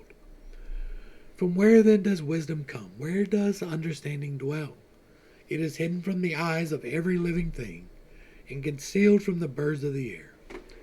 Abaddon and Death say, we have heard a rumor about it, but God understands its ways. He knows its place, for he looks at the ends of the earth and sees everything under the heavens. When God fixed the weight of the wind and measured out the waters, when he set a limit for the rain and a path for the thunderbolt, then he looked at wisdom and appraised it. He established it and searched it out, and he said to man, behold, the fear of the Lord, that is wisdom. And to turn away from evil is understanding. How I longed for months gone by, for the days when God watched over me, when his lamp shone over my head, and by his light I walked through the darkness. When I was in my prime, when the friendship of God rested on my tent. Hold on. That's not the only man that was a friend with God? Hold on. Sorry, looking at you, Noah. I broke narrative, I'm sorry. When I was in prime, when the friendship of God rested on my tent, when the Almighty was still with me and my children were around me, when my steps were bathed in cream and the rock poured out for me streams of oil. When I went to the city gate and when I took my seat in the public square, the young men saw me and withdrew, and the old men rose to their feet. The princes refrained from speaking and covered their mouths with their hands. The voices of the nobles were hushed. Their tongues stuck to the roofs of their mouths. For those who heard me called me blessed, and those who saw me commended me, because I rescued the poor who cried out, and the fatherless who had no helper. The dying man blessed me. I made the widow's heart sing for joy. I put on righteousness. It clothed me. Justice was my robe and my turban. It served as eyes to the blind and feet to the lame. I was the father to the needy. I took up the case of the stranger. I shattered the fangs of the unjust, snatched the prey from his teeth. And so I thought, I will die in my nest and multiply my days as the sand. My roots will spread out to the waters. The dew will rest nightly on my branches. My glory is ever new with me. My bow is renewed in my hand. Men, listen to me with expectation, waiting silently for my counsel. After my words, they spoke no more. My speech settled on them like a dew. They waited for me as for rain, and drank in my words like spring showers. If I smiled at them, they did not believe it. The light of my countenance was precious. I chose their course and presided as their chief. So I dwelt as a king among his troops, as a comforter of the mourners. But now they mock me, men younger than I am, whose fathers I would have refused to entrust with my sheepdogs. What use to me was the strength of their hands since the vigor had left them, gaunt from poverty and hunger? They gnawed at dry land and desolate wasteland at night. They plucked mallows among the shrubs, and the roots of the broom tree were their food. They were banished from among men, shouted down like thieves, so that they lived on the slopes of the wadis, among the rocks and in the holes in the ground. They cried out among the shrubs and huddled beneath the nettles, a senseless and nameless brood. They were driven off the land. And now they mock me in song. I have become a byword among them. They abhor me and keep far from me.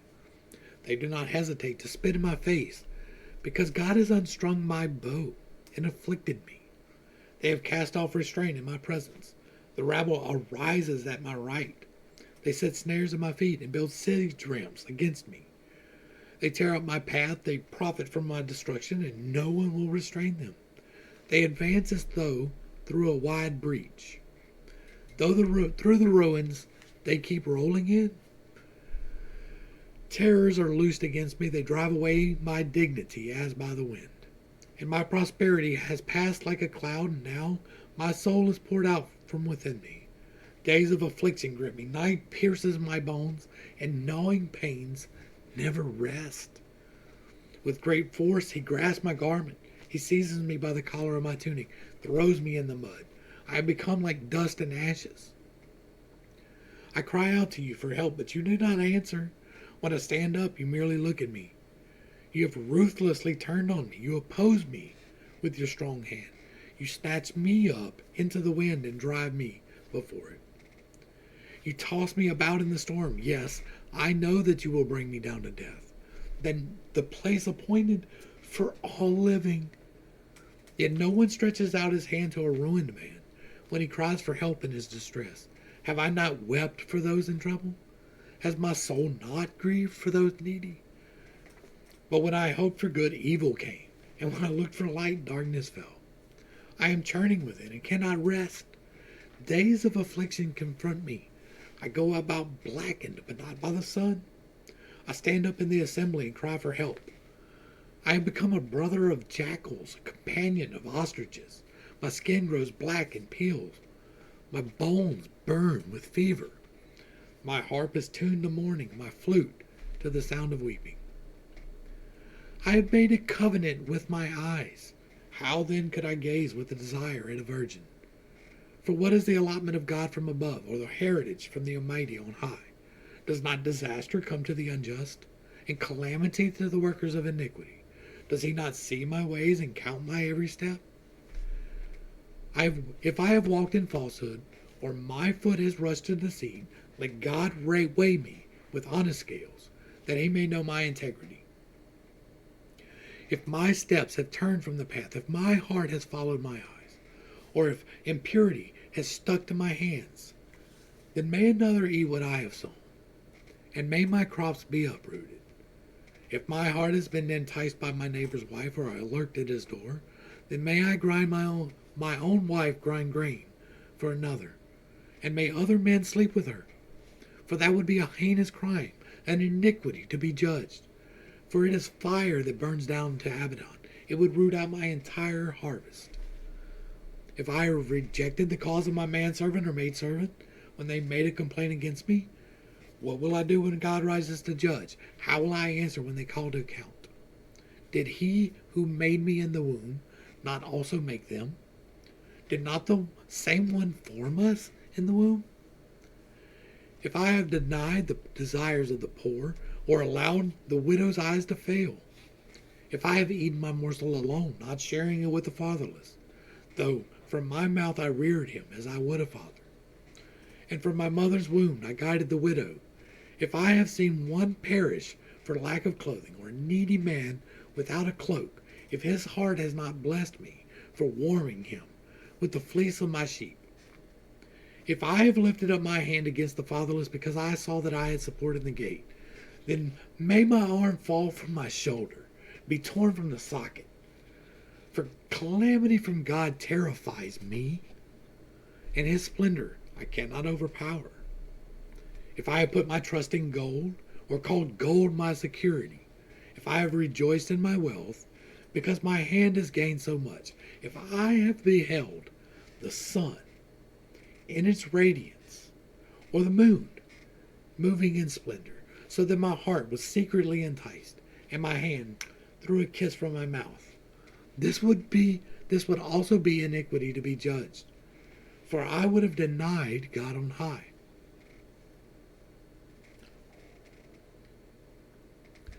If I have rejoiced in my enemy's ruin, or exulted when evil befell him, I have not allowed my mouth to sin, by asking for his life with a curse. If the men of my house have not said, who is there who has not had his fill? But no stranger had to lodge in the street, for my door has been open to the traveler. If I have covered my transgressions like Adam, hiding my guilt in my heart, because I greatly feared the crowds and the contempt of the clans terrified me, so that I kept silent and would not go outside. Oh, that I had one to hear me. Here is my signature. Let the Lord Almighty answer me. Let the accuser compose an indictment. Surely I would carry it on my shoulder and wear it like a crown. I would give account of all my steps. I would approach him like a prince. If my land cries out against me, and its furrows weep together, if I have devoured its produce without payment, or broken the spirit of its tenants, let the briars grow instead of wheat, and stinkweed instead of barley. Thus conclude the words of Job. And so, here's where things get a little bit wonky. Elihu is somebody new. He is coming in with Barachel the Buzite of the family of Ram. No mention whatsoever prior to this.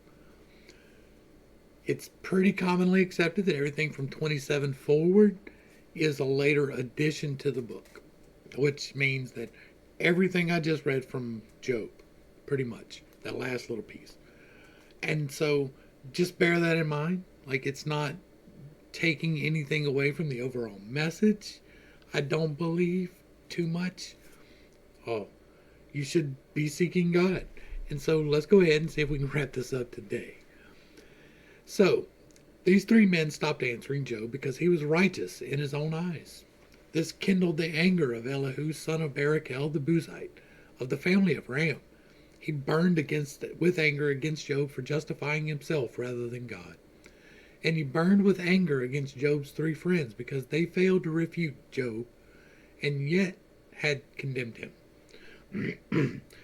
Now, Elihu waited to speak to Job because the others were older than he, but when he saw that the three men had no further reply, his anger was kindled. So Elihu, son of Barachel the Buzite, declared, I am young in years while you are old. This is why I was timid and afraid to tell you what I know. I thought that age should speak and many years should teach wisdom. But there is a spirit in a man, the breath of the Almighty, that gives him understanding. It is not only the old who are wise, or the elderly who demand justice. Therefore I say, listen to me, and I too will declare what I know. Indeed, I waited while you spoke. I listened to your reasoning as you searched for words. I paid you full attention, but no one proved Job wrong. Not one of you refuted his arguments. So do not claim we have found wisdom. Let God, not man, refute him. But Job has not directed his words against me, and I will not answer him with your arguments. Job's friends are dismayed, with no more to say. Words have escaped them. Must I wait, now that they are silent, now that they stand and no longer reply? I too will answer, yes, I will declare what I know, for I am full of words, and my spirit within me compels me. Behold, my belly is like unvented wine. It is about to burst like a new wineskin. I must speak and find relief. I must open my lips and respond. I will be partial to no one, nor will I flatter any man. For I do not know how to flatter, or my Maker would remove me in an instant. But now, O Job, hear my speech and listen to all my words. Behold, I will open my mouth. My address is on the tip of my tongue. My words are from an upright heart, and my lips speak sincerely without what I know. The Spirit of God has made me, and the breath of the Almighty gives me life. Refute me if you can. Prepare your case and confront me. I am just like you before God. I am also formed from clay. Surely no fear of me should terrify you, nor will my hand be heavy upon you. Surely you have spoken in my hearing, and I have heard these words. I am pure, without transgression. I am clean, with no iniquity in me. Yet God finds occasion against me. He counts me as his enemy. He puts my feet in the stock. He watches over all my paths. Behold, you are not right in this matter. I will answer you, for God is greater than man. Why do you complain to him that he answers nothing a man asks? For God speaks in one way and in another, yet no one notices. In a dream and a vision of the night, when deep sleep falls upon men as they slumber in their beds, he opens their ears and terrifies them with warnings. And to turn a man from wrongdoing, to keep him from pride, to preserve his soul from the pit and his life from perishing by the sword. A man is also chastened on his bed with pain and constant distress in his bones, so that he detests his bread. His soul loathes his favorite food, his flesh wastes away from sight, and his hidden bones protrude. He draws near to the pit, and his life to the messengers of death. Yet, if there was a messenger on his side, one mediator in 1,000, to tell a man what is right for him, to be gracious to him and say, spare him from going down to the pit, I have found his ransom. Then his flesh is refreshed like a child's. He prays for the days of his youth. He prays to God and finds favor. He seeks God's face and shouts for joy. And God restores his righteousness to that man. And then he sings before men with these words, I have sinned and perverted what was right, yet I did not get what I deserved. He redeemed my soul from going down to the pit, and I will live to see the light. Behold, all these things God does to a man, 2 or even 3 times, to bring back his soul from the pit, that he may be enlightened with the light of life. Pay attention, Job, and listen to me. Be silent, and I will speak. But if you have something to say to me, answer me. Speak up, for I would like to vindicate you. But if not, then listen to me. Be quiet, and I will teach you wisdom.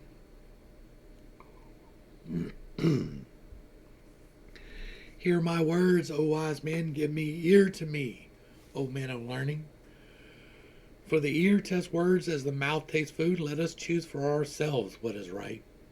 Let us learn together what is good, for Job has declared, I am righteous. Yet God has deprived me of justice.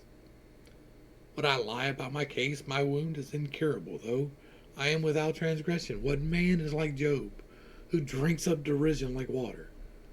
He keeps company with evildoers, and walks with wicked men, for he said, it profits a man nothing that he should delight in God.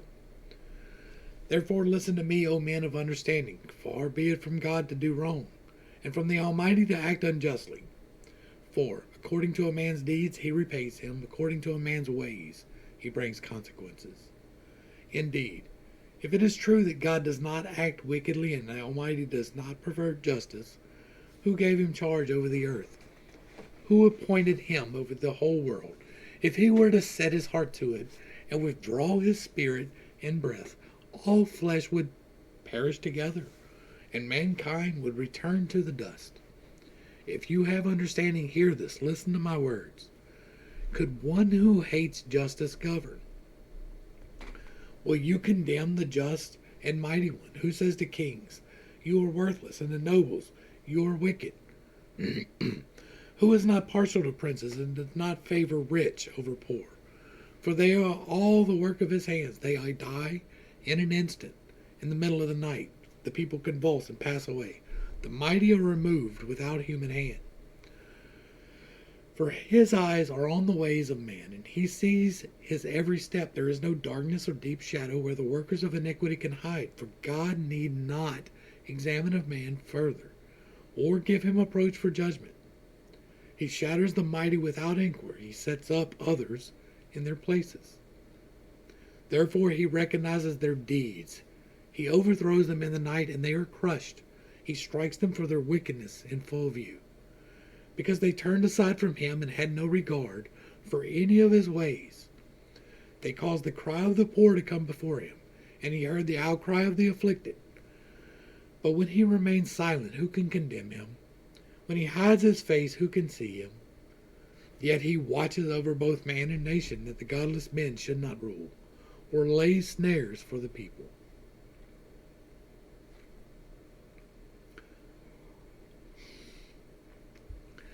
Suppose someone says to God, I have endured my punishment, I will offend no more.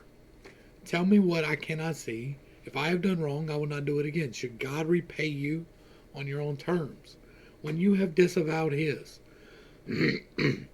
You must choose, not I, so tell me what you know. Men of understanding will declare to me, and the wise men who hear me will say, Job speaks without knowledge, his words lack insight. If only Job were tried to the utmost, for answering like a wicked man. For he adds rebellion to his sin, and claps his hands among us, and multiplies his words against God. Do you think this is just? You say, I am more righteous than God? For what you ask, what does it profit me, and what benefit do I gain apart from sin? I will reply to you and to your friends as well. Look to the heavens and see, gaze at the clouds high above you. If you sin, what do you accomplish against him? If you multiply your transgressions, what do you do to him? If you are righteous, what do you give him? Or what does he receive from your hand? Your wickedness affects only a man like yourself, and your righteousness only a son of man. Only a son of man. Only a son of man. All men are son of men. Men cry out under great oppression. They plead for relief from the arm of the mighty. But no one asks, where is the God my maker, who gives us songs in the night, who teaches us more than the beasts of the earth, and makes us wiser than the birds in the air? There they cry out, but he does not answer, because the pride of evil men. Surely God does not listen to empty pleas, and the Almighty does not take note of it. How much less then, when you say that you do not see him, that your case is before him, and you must wait for him? And further, that in his anger he is not punished, or taken much notice of folly. So Job opens his mouth in vain, and multiplies words without knowledge. Bear with me a little longer, and I will show you that there is more to be said on God's behalf. I get my knowledge from afar. I will ascribe justice to my Maker. For truly my words are free of falsehood. One perfect in knowledge is with you. Indeed, God is mighty, but he despises no one. He is mighty in strength and of understanding. He does not keep the wicked alive, but he grants justice to the afflicted. He does not take his eyes off of the righteous, but he enthrones them with kings, and exalts them forever. And if men are bound with chains, caught in cords of affliction, then he tells them their deeds and how arrogantly they have transgressed. He opens their ears to correction and commands that they turn from iniquity. If they obey and serve him, then they end their days in prosperity and their years in happiness. But if they do not obey, then they perish by the sword and die without knowledge. The godless in heart harbor resentment. Even when he binds them, they do not cry for help. They die in their youth, among the male shrine prostitutes. God rescues the afflicted by their affliction, and opens their ears to oppression. Indeed, he drew you from the jaws of distress to a spacious and broad place, to a table full of richness. But now you are laden with the judgment due the wicked. Judgment and justice have seized you. Be careful that no one lures you with riches. Do not let a large bribe lead you astray. Can your wealth or all your mighty effort keep you from distress? Do not long for the night when people vanish from their homes. Be careful not to turn to iniquity, for this you have preferred to affliction. Behold, God is exalted in his power. Who is a teacher like him? Who has appointed his way for him, or told him, you have done wrong? Remember to magnify his work, which men have praised in song. All men have seen, and men behold it from afar. Indeed, God is great, beyond our knowledge. His number of his years is unsearchable. For he draws up drops of water, which distills the rain from the mist, which the clouds pour out and shower abundantly on mankind. Furthermore, who can understand how the clouds spread out, how the thunders roar from his pavilion? See how he scatters his lightning about him, and covers the depths of the sea? For these he judges the nations, and provides it food in abundance. He fills his hands with lightning, commands it to strike its mark. The thunder declares his presence, even the cattle regard the rising storm. At this my heart also pounds and leaps from its place. Listen closely to the thunder of his voice. and the rumbling that comes from his mouth. He unleashes his lightning beneath the whole sky and sends it to the ends of the earth. Then there comes a roaring sound. He thunders with his majestic voice. He does not restrain the lightning when his voice resounds. God thunders wondrously with his voice. He does great things we cannot comprehend. For he says to the snow, fall on the earth, and to the gentle rain, pour a mighty downpour. He seals up the hand of every man, so that all men may know his work. The wild animals enter their lairs, they settle down in their dens. The tempest comes from its chamber, and the cold from the driving north winds. By the breath of God the ice is formed, and the watery expanses are frozen. He loads the clouds with moisture. He scatters his lightning through them. They swirl about, whirling at his direction, accomplishing all that he commands. Over the face of all the earth, whether for punishment or for his land, he accomplishes this in his loving devotion. Listen to this, O Job. Stand still and consider the wonders of God. Do you know how God dispatches the clouds or makes lightning flash? Do you understand how the clouds float? Those wonders of him who is perfect in knowledge.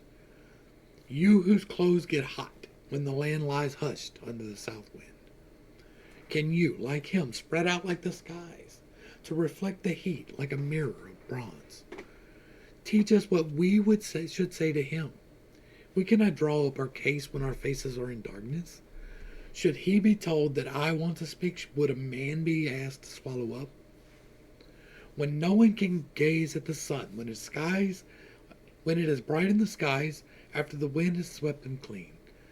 Out of the north he comes in golden splendor. Awesome majesty surrounds him. The Almighty is beyond our reach. He is exalted in power.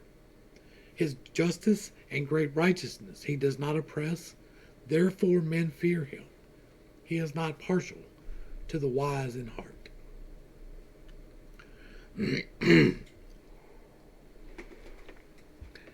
And then the Lord answers Job. All right, before that. So this youngin' speaks up. He's like, hey, I've listened to my elders speak, and they made their arguments, and apparently that wasn't enough. Obviously, I'm going to get through to you. Obviously, I know your mind better than you do. And obviously, I know the law better than you do. And therefore, you have to be wrong. That's that whole thing summed up. Now, it talks about God being beyond, and there's a lot of theology in here. There's a lot to consider about the nature of God in here, and that's great and wonderful things, and I hope you come back often, because this is a beautiful book. But the sum of the argument to the righteous man is that you're wrong. Despite what you know, and your own heart you know, you're wrong. And finally God has enough, and he comes and he confronts Job, because Job is the one confronting him. Now, again, this is later additions to the story, so this is beyond the 500 to 600 BC.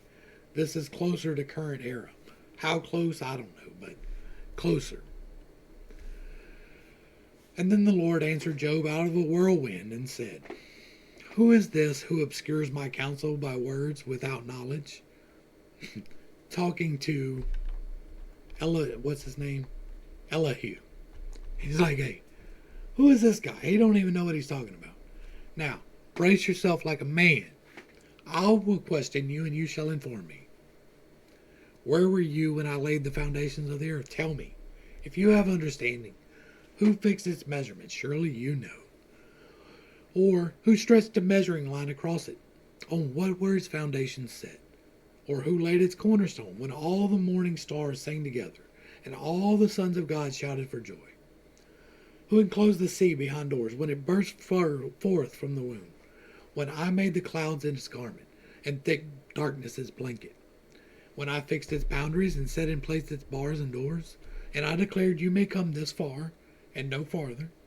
Here your proud waves must stop. In your days Have you commanded the morning or assigned the dawn its place, that it might spread to the ends of the earth and shake the wicked out of it? The earth takes shape like clay under a seal. Its hills stand out like folds of a garment. Light is withheld from the wicked, and their upraised arm is broken. Have you journeyed to the fence of the sea, or walked in the trenches of the deep? Have the gates of death been revealed to you? Have you seen the gates of the shadow of death? Have you surveyed the extent of the earth? Tell me if you know this. Where is the way to home of light? Do you know where the darkness resides? So, can you lead it back to its border? Do you know the paths of its home? Do you know? For you were already born. Surely you know, for you were already born, and the number of your days is great. Have you entered the storehouses of snow and observed the storehouses of hail, for which I hold in reserve for times of trouble, for the day of war and battle? Hail and snow for the times of trouble and the day of battle. If you know what's going on, in which direction is the lightning dispersed, or the east wind scattered over the earth? Also, he referenced the sun rising in the north. Did you catch that? Who cuts a channel for the flood, or clears a path for the thunderbolt, to bring rain on a barren land, when on a desert where no man lives, to satisfy the parched wasteland, to make it sprout with tender grass? Does the rain have a father? Who has begotten the drops of dew?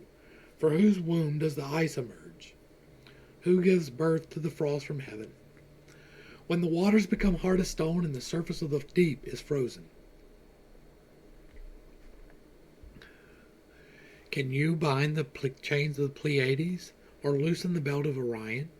Can you bring forth the constellations in their seasons, or lay out the bear and her cubs? Do you know the laws of the heaven? Can you set dominion over the earth? Can you command the clouds so that a flood of water covers you? Can you send the lightning bolts on their way? Do they report to you, here we are? Who has put wisdom in the hearts? Who are given understanding to the mind? Who has the wisdom to count the clouds? Who can tilt the water jars of the heavens? And when the dust hardens into a mass and the clouds of earth stick together, can you hunt the prey for a lioness, or satisfy the hunger of young lions? When they crouch in their dens and lie in the wait in the thicket, who provides food for the raven when its young cry out for God? Cry out to God as they wander about for lack of food. Do you know when mountain goats give birth? Have you watched the doe bear her fawn? Can you count the months they are pregnant? Do you know the time they give birth? They crouch down and bring forth their young. They deliver their newborn. Their young ones thrive and grow up in the open field. They leave and do not return. Who set the wild donkey free? Who released the swift donkey from the harness? I made the wilderness his home, and the salt flats his dwelling. He scorns the tumult of the city, and never hears the shout of a driver. He roams the mountains for pleasure, searching for any green thing. Will the wild ox consent to serve you? Will he stay by your manger at night? Can you hold him to the furrow with a harness? Will he plow the valleys behind you? Can you rely on his great strength? Will you leave your hard work to him? Can you trust him to bring in your grain, or gather it to your threshing floor?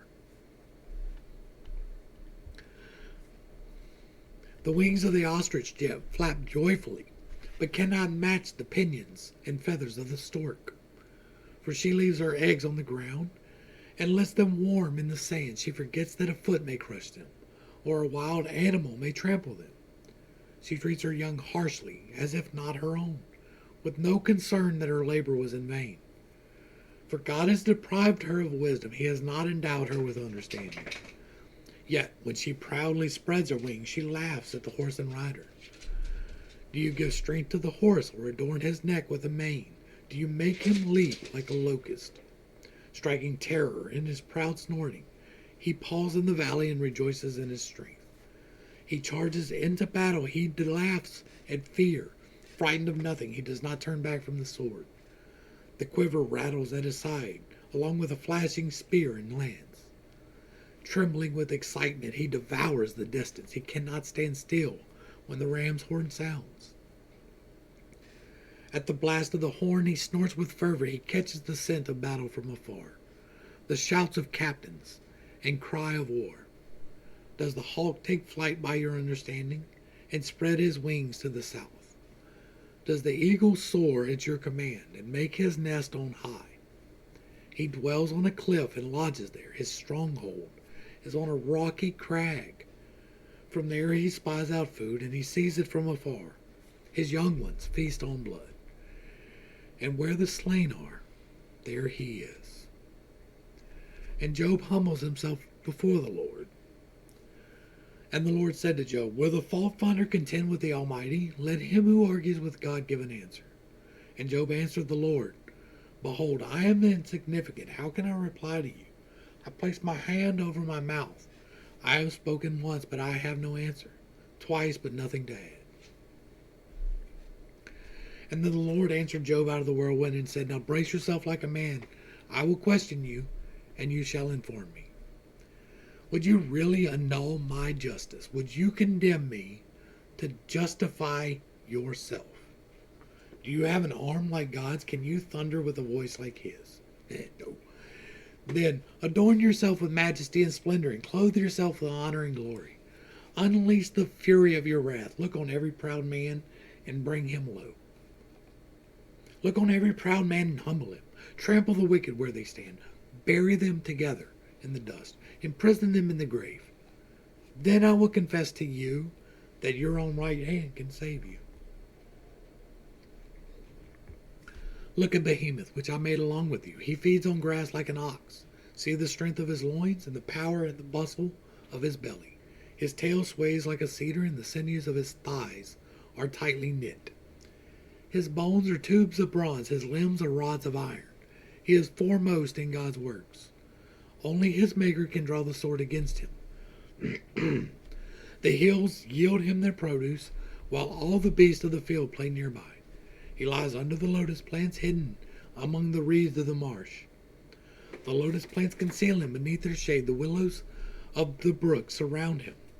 Though the river rages, Behemoth is unafraid. He remains secure. Though the Jordan surges to his mouth, let anyone capture him as he looks on, and pierce his nose with a snare. Can you pull Leviathan in with a hook, or tie down his tongue with a rope? Can you put a cord through his nose and pierce his jaw with a hook? Will he beg you for mercy or speak to you softly?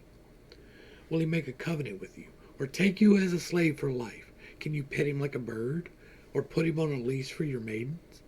Will traders barter for him, or divide him among the merchants? Can you fill his hide with harpoons, or his head with fishing spears? If you lay a hand upon him, you will remember the battle and never repeat it. Surely hope of overcoming him is false. Is not the sight of him overwhelming? No one is so fierce as to rouse Leviathan. Then who is able to stand against me? Who has given to me that I should repay him? Everything under heaven is mine. I cannot keep silent about his limbs, his power, and his graceful form. Who can strip off his outer coat? Who can approach him with a bridle? Who can open his jaws, ringed by fearsome teeth? His rows of scales are his pride, tightly sealed together, one scale so near to another that no air can pass between them. They are joined to one another. They clasp and cannot be separated. His snorting flashes with light, and his eyes are like the rays of dawn. Firebrands stream from his mouth. Fiery sparks shoot forth. Smoke billows from his nostrils, as from a boiling pot over burning reeds. His breath sets coals ablaze. His flames pour from his mouth. Strength resides in his neck, and dismay leaps before him. The folds of his flesh are tightly joined. They are firm and immovable. His chest as hard as rock, as hard as lower millstone. When Leviathan rises up, the mighty are terrified. They withdraw before his thrashing. The sword that reaches him has no effect, nor does the spear or dart or arrow. He regards iron as straw and bronze as rotted wood. No arrow can make him flee. Sling stones become chaff to him. A club is regarded as straw, and he laughs at the sound of the lance. His undersides are jagged pot shards, spreading out like mud in the threshing sledge. He makes the depths seethe like a cauldron. He makes the sea like a jar of ointment. He leaves a glistening wake behind him. One would think the deep had white hair. Nothing on earth is his equal, a creature devoid of fear. He looks down on all the haughty. He is king over all the proud. And then Job replied to the Lord, I know that you can do all things, and that no plan of yours can be thwarted. You asked, who is this who conceals my counsel without knowledge? Surely I spoke of things I did not understand, things too wonderful for me to know.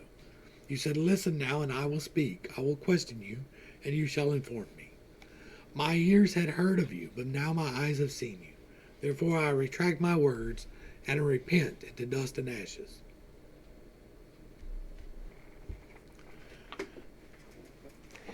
And after the Lord had spoken these words to Job, he said to Eliphaz the Temanite, my wrath is kindled against you and your two friends, for you have not spoken about me accurately, as my servant Job has. So now take 7 bulls and 7 rams, and go to my servant Job, and offer a burnt sacrificing for yourselves. Then my servant Job will pray for you, and I will accept his prayer and not deal with you according to your folly. For you have not spoken accurately about me, as my servant Job has. So Eliphaz the Temanite, Bildad the Shuhite, and Zophar the Naamathite went, and did as the Lord had told them, and the Lord accepted Job's request. Notably absent from this is the entire last soliloquy from Elihu. Not in here. And after Job prayed for his friends, the Lord restored his prosperity and doubled his possessions. All of his brothers and sisters and acquaintances came and died with him in his house. They consoled him and comforted him over all the adversity that the Lord had brought upon him, and each one gave him a piece of silver and a gold ring. And so the Lord blessed Job's latter days with more than his first. He owned 14,000 sheep, 6,000 camels, 1,000 yoke of oxen, 1,000 female donkeys. And he also had 7 sons and 3 daughters. And he named the first daughter Jemimiah, the second Keziah, and the third Keren Hapuch. No women as beautiful as Job's daughters could be found in all the land. And their father granted them an inheritance among their brothers. That's an important note. And after this, Job lived 140 years and saw his children and their children to the 4th generation. And so Job died old and full of years. And if this is my first ever you were here with me, this has been a fairly straightforward take, right? I'm not venturing into wild speculation here. It is fairly well accepted that everything from 27 on is not the original. Some of 26 is probably not original. But it doesn't detract from the story that God, despite you being righteous, will still allow you to be tested. He will still bless you through your testing. He will make things right, regardless of whether that is now or beyond. It will be made right. The joy of serving the Lord should be the joy of serving the Lord. That should be why we do it. And so that is why I do it. I'm going to go ahead and wrap this one up. Normally I do more of an outro than this, but I'm going to wrap this up with a prayer. And that prayer is for forgiveness. And then I'm going to wrap this up with one more thing. And so if you don't know God and you need to know God, here's how you get to know God.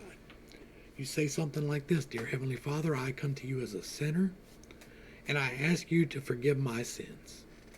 I ask you to correct my ways, to change me into the person you want me to be. And if you said that and you meant that, then it's done. And now I get to do a praise report. Because to you, it may sound like my voice is dying, and it is. It is very much dying. I'm at the end of my voice. But to me, I did this in one day. God has blessed me to be able to use my voice in one day, and I'll be able to do this in one video for y'all. This is going to go out, and it's longer than pretty much anything I've ever done. I had to take breaks. I did. But guess what? I got to do it. To the crew, thanks for hanging out. I appreciate every single minute that you were here with me. And I am praying for you every single day. Until next time, I love you. You are perfect, whole, and complete just the way that you are. And this has been pittstake. Peace.